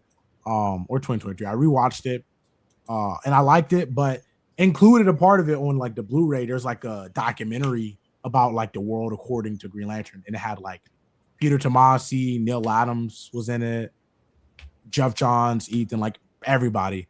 And like they gave you like the whole, it was 20 minutes. They just gave you the whole history of Green Lantern. And I was like I saw like how Jordan destroyed Coast City. I'm like, what? I'm like, I immediately went to go buy the Emerald Twilight. That's like the arc. I bought those issues. I thought it was cool. But what I liked is like how like Jeff Johns kind of redeemed it because I like what he did. How did you feel about Green Lantern Rebirth? Of how he like wrote it? I liked it. It was good. It was a good comic. It was, you know, well written. I love the whole spectrum of different colors meaning different things. The only thing that still bothers me is willpower is not an emotion. You know what I mean? Like I know, yeah. but I you know, green is envy. You know what I mean? So gold. But other than that, and that's just me being a nitpick, and I know I'm a crazy person, but I loved all of that stuff. I love the white lanterns were life and the black lanterns were death. I thought it was really clever. I love that there's a blue lantern corps and a yellow lantern corps and a red lantern corps. I love that, but I don't want to see 47,000 red lanterns on Earth. Yeah, I mean? I agree. Like it dilutes. Okay, so there's this whole big corps. Spread them out amongst the universe. You know, if you want to have a Red Lantern comic set on Nebulon 7, go for it. Absolutely, yeah. It's the Sorrow Lanterns, yeah. Oh yeah. Do you know about that? Which one are they? They recently got introduced in a new run. It's like there's only really one. Like I said, 2015 is yeah, it's like a gray looking lantern. Basically, it's kind of messed up. This guy, Hal Jordan. So this random guy was dating Carol Ferris, and their relation they were engaged. They were about to get married. Then Hal Jordan came into the picture, took Carol Ferris. She left him. It was really a character assassination. It was really not good writing. Carol Ferris left the guy, went back to Hal, and the guy literally became a villain. He was so sad that he manifested a new Lantern Corps because he got cucked by Hal. It's really, yeah, that was crazy. The Saint Walker is the Indigo Lanterns, right? The Hope Lanterns. Yeah. Right. Well, Indigo was Compassion, I believe. Yeah. Hope is blue. Yeah. I love Saint Walker. He was actually named after a real person Jeff Johns met. Oh, cool. I don't like. I really one of my favorite characters is Swamp Thing, but then Alan Moore evolved him from this monster, you know, Hammer horror films monster origins into this elemental. And I know a lot of people don't like that, but that's kind of how I was introduced to the character, so that's what I like. But then later on they introduced Firestorm was the fire elemental, and I forget who was this water elemental, and then they all became these elemental beings. And then, you know, it got to be like, okay, enough's enough. Animal Man was the avatar of the red, and he was the avatar of the green, and you know, it got to be a little out there. But that's the way comics do: is they evolve, they expand, and that's why I think editors need to be like, this is going to change the lore. That's good. Like, we need to examine this. Are we going to change it? Because it's not a manga that has a finite end. You know, if you watched like Full Metal Alchemist, you know, towards the end of the arc, they were exploring like the nature of God and all that stuff, and then the story end. But like, you can't have Spider-Man as the avatar of all spiders, and then we just conveniently ignore that later on or something. Absolutely, yeah. It's so I'll talk all night long because I'm in the middle of a snowstorm and I got nothing else to do. So you tell me if we're talking too much, if you need to go or anything like that. No, I can definitely stay on for like 20 more. I can definitely stay on for like 20 more minutes. No, this is okay. Fun. 20 more minutes. We'll go 20 more minutes. Yeah, to answer your question, like the comic creators I'm in, like I like Chip Zdarsky. Like you probably don't know, you're probably not familiar with his work. He's like kind of I know Chip Zdarsky. He started out on Image Comics with Sex Criminals. At least that's what I knew. Yeah. That was like his big break. Yeah, which was kind of gross, but okay. and I never got his Marvel work. I heard. Are you into Daredevil? What's that? Are you into Daredevil? Oh, I love Daredevil. Yeah, I got a full run of Daredevil up until like 2015. Yeah, he did Daredevil. I love his I mean, some people disagree, but I love his Daredevil run. I think it's phenomenal. And a lot of older fans love this Daredevil. Yeah, that book, I was reading that like as it came out, the 2022 run, and I was so into it. Like if you watch my old videos, like I was like so freaking into it. And then he did Batman. He was doing Batman at that time. I loved his Batman. Like, oh my goodness. Every month I was just waiting to read that. Like Chip Zdarsky's the guy who really made me like, I'm not just into comics now. Comics is like my life. Like it's like you see me like me. Like if you get into something, you get way into it. Like you just jump head first into it. Mm. Yeah. Since we're only going to be talking for 20 more minutes now, I saw one of your interviews that you are making a comic. You want to talk about it? You want to? Oh yeah, it's well, I need a freaking I don't know how I'm gonna pay. I gotta pay for the art and stuff. So like it's like that's like probably far like into the future. But that's something I want to do. It's a character called Sunburn. I would definitely like that's something that's gonna happen for sure. Okay, so you're not anywhere close to launching or anything like that. Yeah, I'm not, unfortunately. Nah, art is freaking expensive, and I really want like somebody who could capture that vision for sure. Well, if you want to come, I mean, I'm a rookie. I got 2 comic books out. I got a third about to come out, and I got a bunch of others in the tube. I'll gladly. I did a series called Crowdfunding 101, 102, up to 4, and it was me explaining what I did. If you want to check that out, absolutely. And if if you want help, I'll gladly help. I'm of the opinion that more people should be making comics.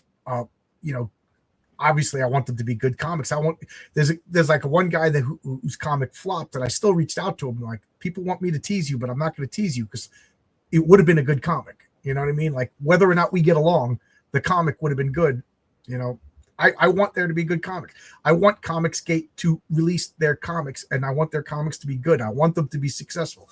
I want Eric July to hit his 100 comic goal, and I want them to be good comics. I mean, bad comics doesn't help anybody.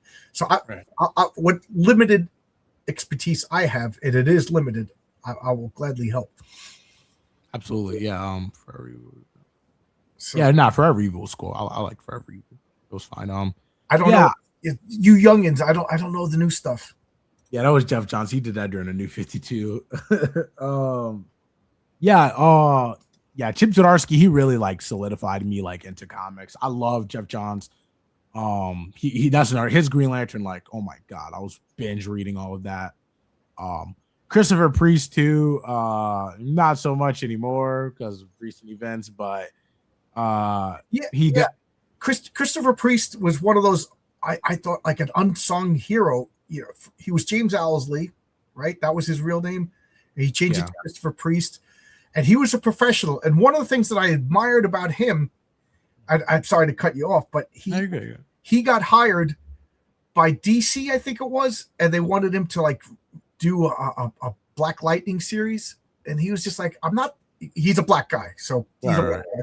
And he was just like, I don't want to just be known as the guy who writes black characters. He did the defining run on Black Panther.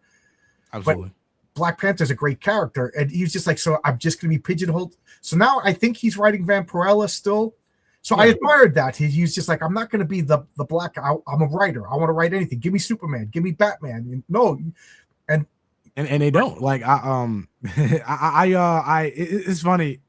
Do you know about that whole thing? Well, you probably don't. I know details about it. He got nasty with you over a photograph or talking about him or something. I don't know everything then.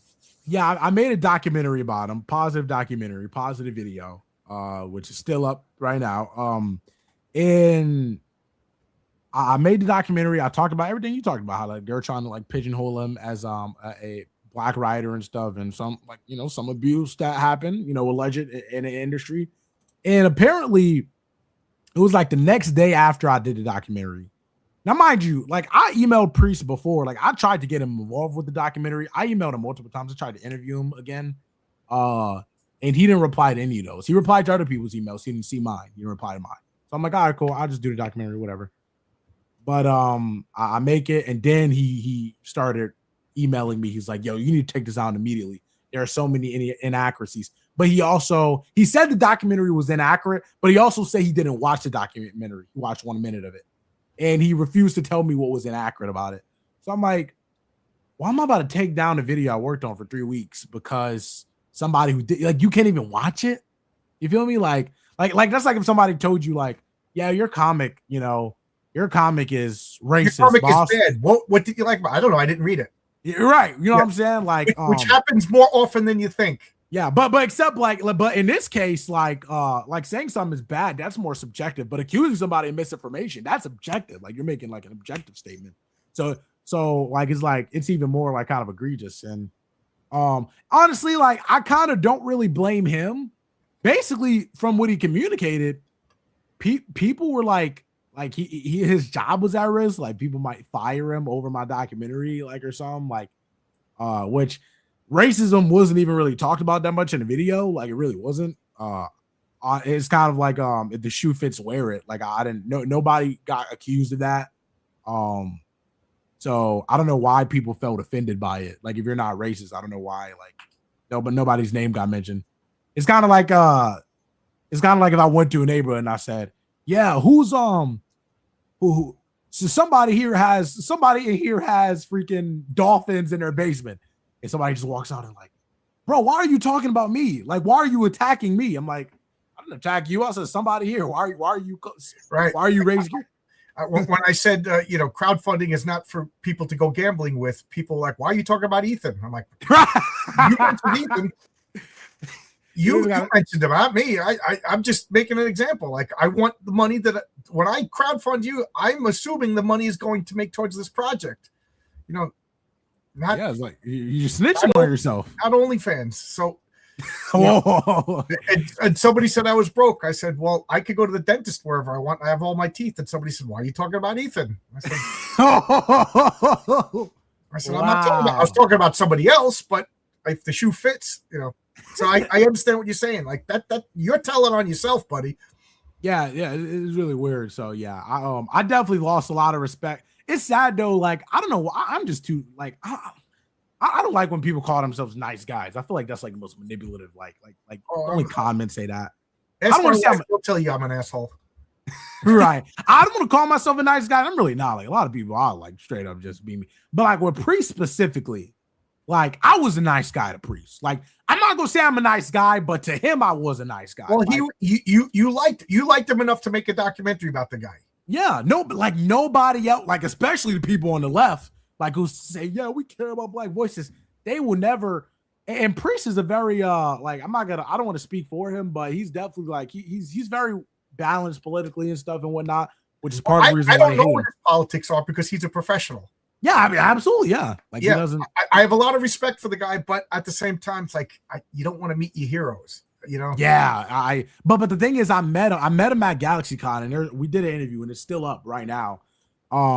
Where I talked with him, and it was great. Like he didn't, it was great. Like he was nice to me that entire time. But it's like when this documentary stuff hit the fan, it was, I don't know, I don't get it. I just wish he would have gave me like, you can't even watch the video I made about you. I promoted your books when nobody else would. I championed you when nobody else would. I just felt it was a crazy situation. Are you familiar with Al-Azmat? Al-Azmat? What is that? He's a guy. He has a YouTube channel. He's making his own comics. He makes a lot of documentaries. He made a CG documentary. One day I wake up and people fled. There's a documentary about me, and I'm like, oh, my stomach dropped. I'm like, oh, I don't need this. 40-minute documentary about me, and I was at work all day, like in, you know, from the Princess Bride, the trough of despair, the pit of despair. I was like, oh man, I really don't need. And people like, no, you got to watch it. You got to watch it. And I finally watched it. It was like a positive thing about me, you know. So it was about how CG targeted me because I dared criticize them, you know, in a movement that accepts criticism. Go figure. At least I watched the documentary, but can you imagine if I reached out and started, why are you making a documentary about me? Yeah, I don't get it. Like he it's really weird. And he started sending other people like to DM me and like getting like other creators involved. Like the whole situation was just like it was wild. And yeah, that situation really messed me up. Like I was like really upset about that. But it is what it is. I champion his work though. I made videos about his work, like with millions of views. I don't know. Yeah, you know, like I live in fear because once a month, like I'm like, oh, it's the 18th. It's time to send my email to John Byrne to see if he wants to come on my channel. Mm-hmm. And I live in fear that one day he's going to say yes because he's kind of a prickly pear. And then I don't want him to accept, but I have, you know, it would be like I cold called Jim Shooter, and he came on my channel, and you could see me starstruck. You know what I mean? It worked out, but like a couple of guys, like I don't want to mention names, but a couple of guys basically told me to F off. You know what I mean? And I'm like, but I like your work so much. So I feel bad for you. You like Christopher Priest so much, and it turns out to be negative. Yeah. So you think it's a political attack because if you brought to light something, so he's getting mad? I gotta watch the documentary.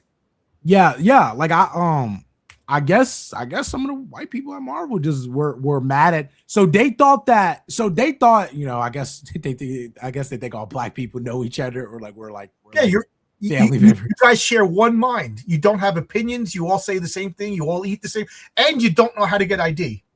Yeah, freaking stupid. They thought Christopher Priest and me were related or something, or I guess, or because you're black. Yeah, I guess. Yeah, they thought that he told me to make the video, or that he that I made a video. That's weird. You're Eric July's son and Christopher Priest. Yeah, that's a funny thing. It's really weird. So it is, bro. That's the crazy thing. Like Christopher Priest, he's like, the more I think about it, the more I think about how lame he is. I've tried to like have forgiveness and stuff, but it's like I even was in Eric July's chat telling him he should get Priest to write a book because like, and to a degree, I still feel that way, but yeah, well, like he's a good writer. Yeah, absolutely. I think his style fits with the Rippaverse perfectly, but like, I guess the white people at Marvel were offended by my video. They didn't like, you know, because basically for context, Priest had a blog that he had like in the 90s, 2000s, that he'd write about experiences he had in Marvel and DC. Thank you, Gordon. He'd write about experiences, and in one experience, like he said how, you know, he was being screamed at by editors, and for one project, they were like being they were being, I mean, some may interpret it as racist about characters in a book and stuff, and all types of stuff, and no names at all, no names were given, so it's like okay, there's no names. So like, why are you offended if nobody said your name? If it's not you and you're not that way, you feel If me? that's not you, yeah. And it Yeah, was 20 years ago. Like, yeah, exactly. It's like 30 years ago now. now. Like it's like 30 years ago. Like, get over it. Like it's. But they were mad about it. And Pre just emailed me. He's like, you got to take that video down, man. It's got to ruin me. And it's like, I don't, bro. It's not like he kept telling me, and he started swearing in emails. Like he's like, you can lose your house. You're putting my life in jeopardy. Priest, Marvel is putting your life like they control your payments, not me. I don't control anything. If I'm being brutally honest, if an 18-year-old making a video on YouTube that only got like 20,000 views, if that's enough to destroy your entire career, especially when a video is positive about you, then that says more about your career than it says about my video. If I'm being just 100% honest, like. And I'm not like that. That's them, bro. Like I don't control that. Like I can't control what they do. Like that's and he was always viewed as disposable to them, and they wouldn't let him write Batman. And to this day, it's funny, like because he kind of like sneak dissed me afterwards. He was saying that, I was never down on my luck. Like I was like almost trying to downplay like the stuff I talked about in my video, but he also he admitted in that same interview they won't let him write Spider-Man, Daredevil, Batman, Superman. He gets C tier, D tier characters. Right. So it is what it is. I don't get it. Yeah, I promise I'll watch that video maybe later on tonight. I'm snowed in, guys, so I got nothing to do but read, write, and watch a documentary. Yeah, I'm a big fan of Christopher Priest. I think he's one of those influential people, and absolutely, up until 2000, I didn't know what any of the races and genders and ethnicities of these, like Marv Wolfman. In my mind, he looked like a wolfman. Like, you know what I mean? I didn't know. I didn't know if he was white. He was a wolfman. He had pointy ears and fur on his face. George Perez, I knew was Hispanic because of the name Perez, but I didn't know what John Byrne looked like until I was a kid. I met him at a comic convention. Right. Like Walt Simonson. Like I kind of pictured him to look like Thor because he was drawn. When I thought of Walt Simonson, I thought of Thor. Alan Moore's store. Renzo Rodriguez is the artist for my comic, and just great stuff. And if I will, since you asked, I will, and I know I got a bunch of people that are here for the first time. Here's the newest colored page for my comic. Am I allowed to say colored in front of you, Shine? Am I? So here's bro, it's people of color. Pages of color. So here's a page of color. This is the Patriarch going to the record store. This is one of the pages in I know it's not the most dynamic page, but literally it just came in colored today. So there you go. That's my artist. The colors by Oscar Carano. It's so good. It's so good. So there you go. Renzo Rodriguez draws the Patriarch. Oscar Carano colors. It's good. Good stuff. Somebody asks, who are Shine's favorite comic book streamers, commentators? Blur Without Fear, Comics Explained, Perch, Ranting for Vengeance, Casually Comics, or who? Ranting for Vengeance, that guy's a weirdo. He's a racist. He's like mentally, he's mentally. So Blurred Without Fear, you can answer because I don't know any of these. I know Comics Explained. I know Perch. I never heard of Ranting for Vengeance. Casually Comics, that's the girl, right? Yeah. Yeah. So Blur Without Fear, he's he's like a super. It's so freaking funny, bro. Like he's like he's a leftist. He's an odd guy, bro. Like he was talking about. I remember when Charlie Kirk passed. And Charlie Kirk didn't pass. He was murdered. Yeah. He was murdered. Like sorry, but that's like a sore point. No, that's fact. Like the Red Hood writer, like was making fun of him being dead and like saying that he deserved it. And Blur Without Fear was like, he's such a coward, bro. He was like afraid to like honestly, I don't know if you know about the situation. I respect the Red Hood writer for at least just being honest and just saying how you actually feel instead of just like dancing around. Like you agree that people should be murdered, but you're not gonna say it because you're like, bro, if you're gonna say something, like it's just cowardice. No matter what side of politics you are, like say what you feel. Like stop being, you know what I'm saying? I wish he's just a weird guy. It's funny though, he's always talking about black people and like he's pro-black and he cares about black people. but he dates a white woman. He takes. Yeah, I mean, he's married to a white woman. It's just funny. Like a lot of these leftist blacks, they're always like, "Yeah, I don't know who he is. I can't comment on him. Yeah, I purposely keep my YouTube circle small. Like, right, you should. That's when smart. people recommend new channels to me, I'm like, I don't want to watch because I am an all or nothing. I have to go back and watch all their videos.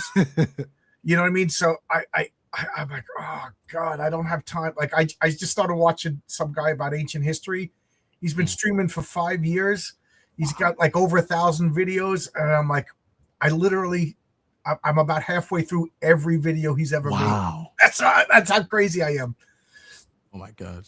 Yeah, Comics Explained. You know, Mom.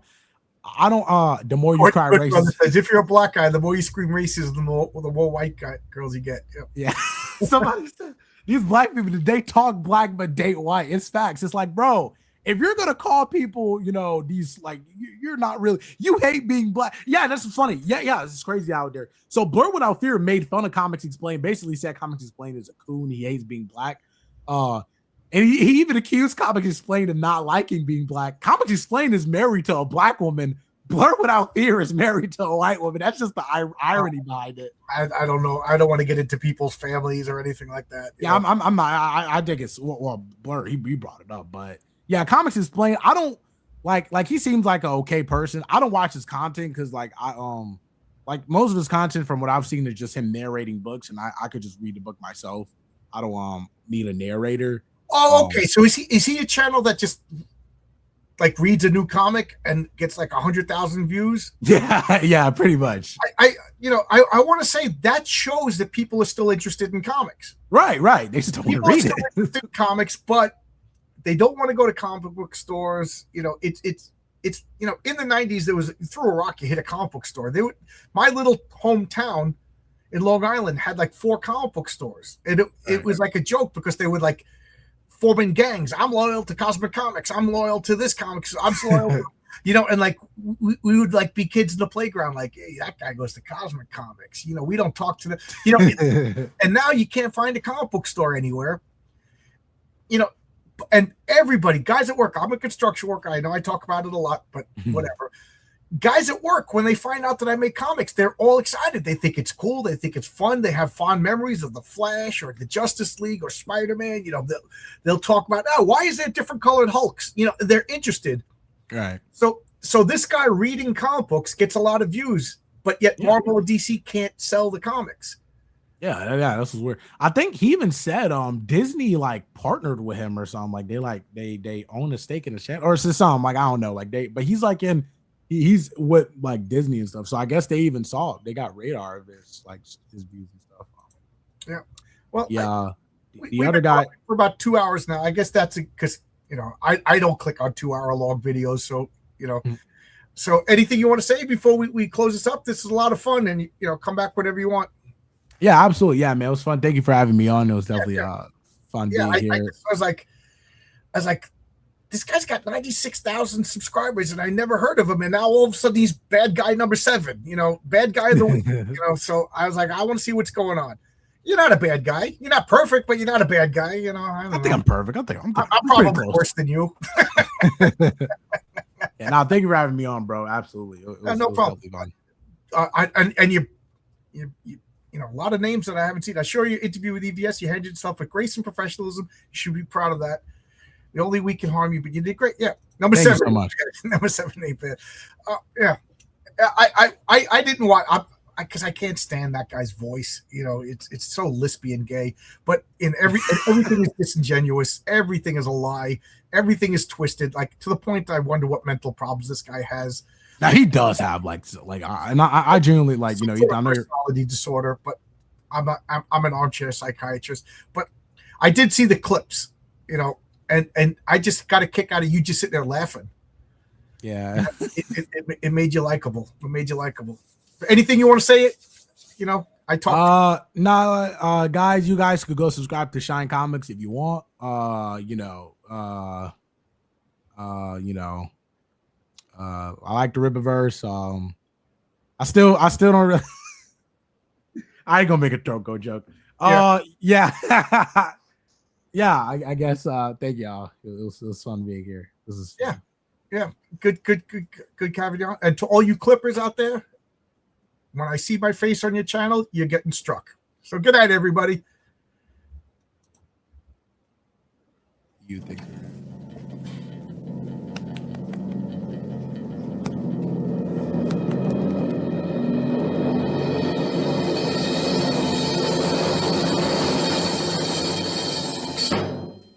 Goodbye, kids.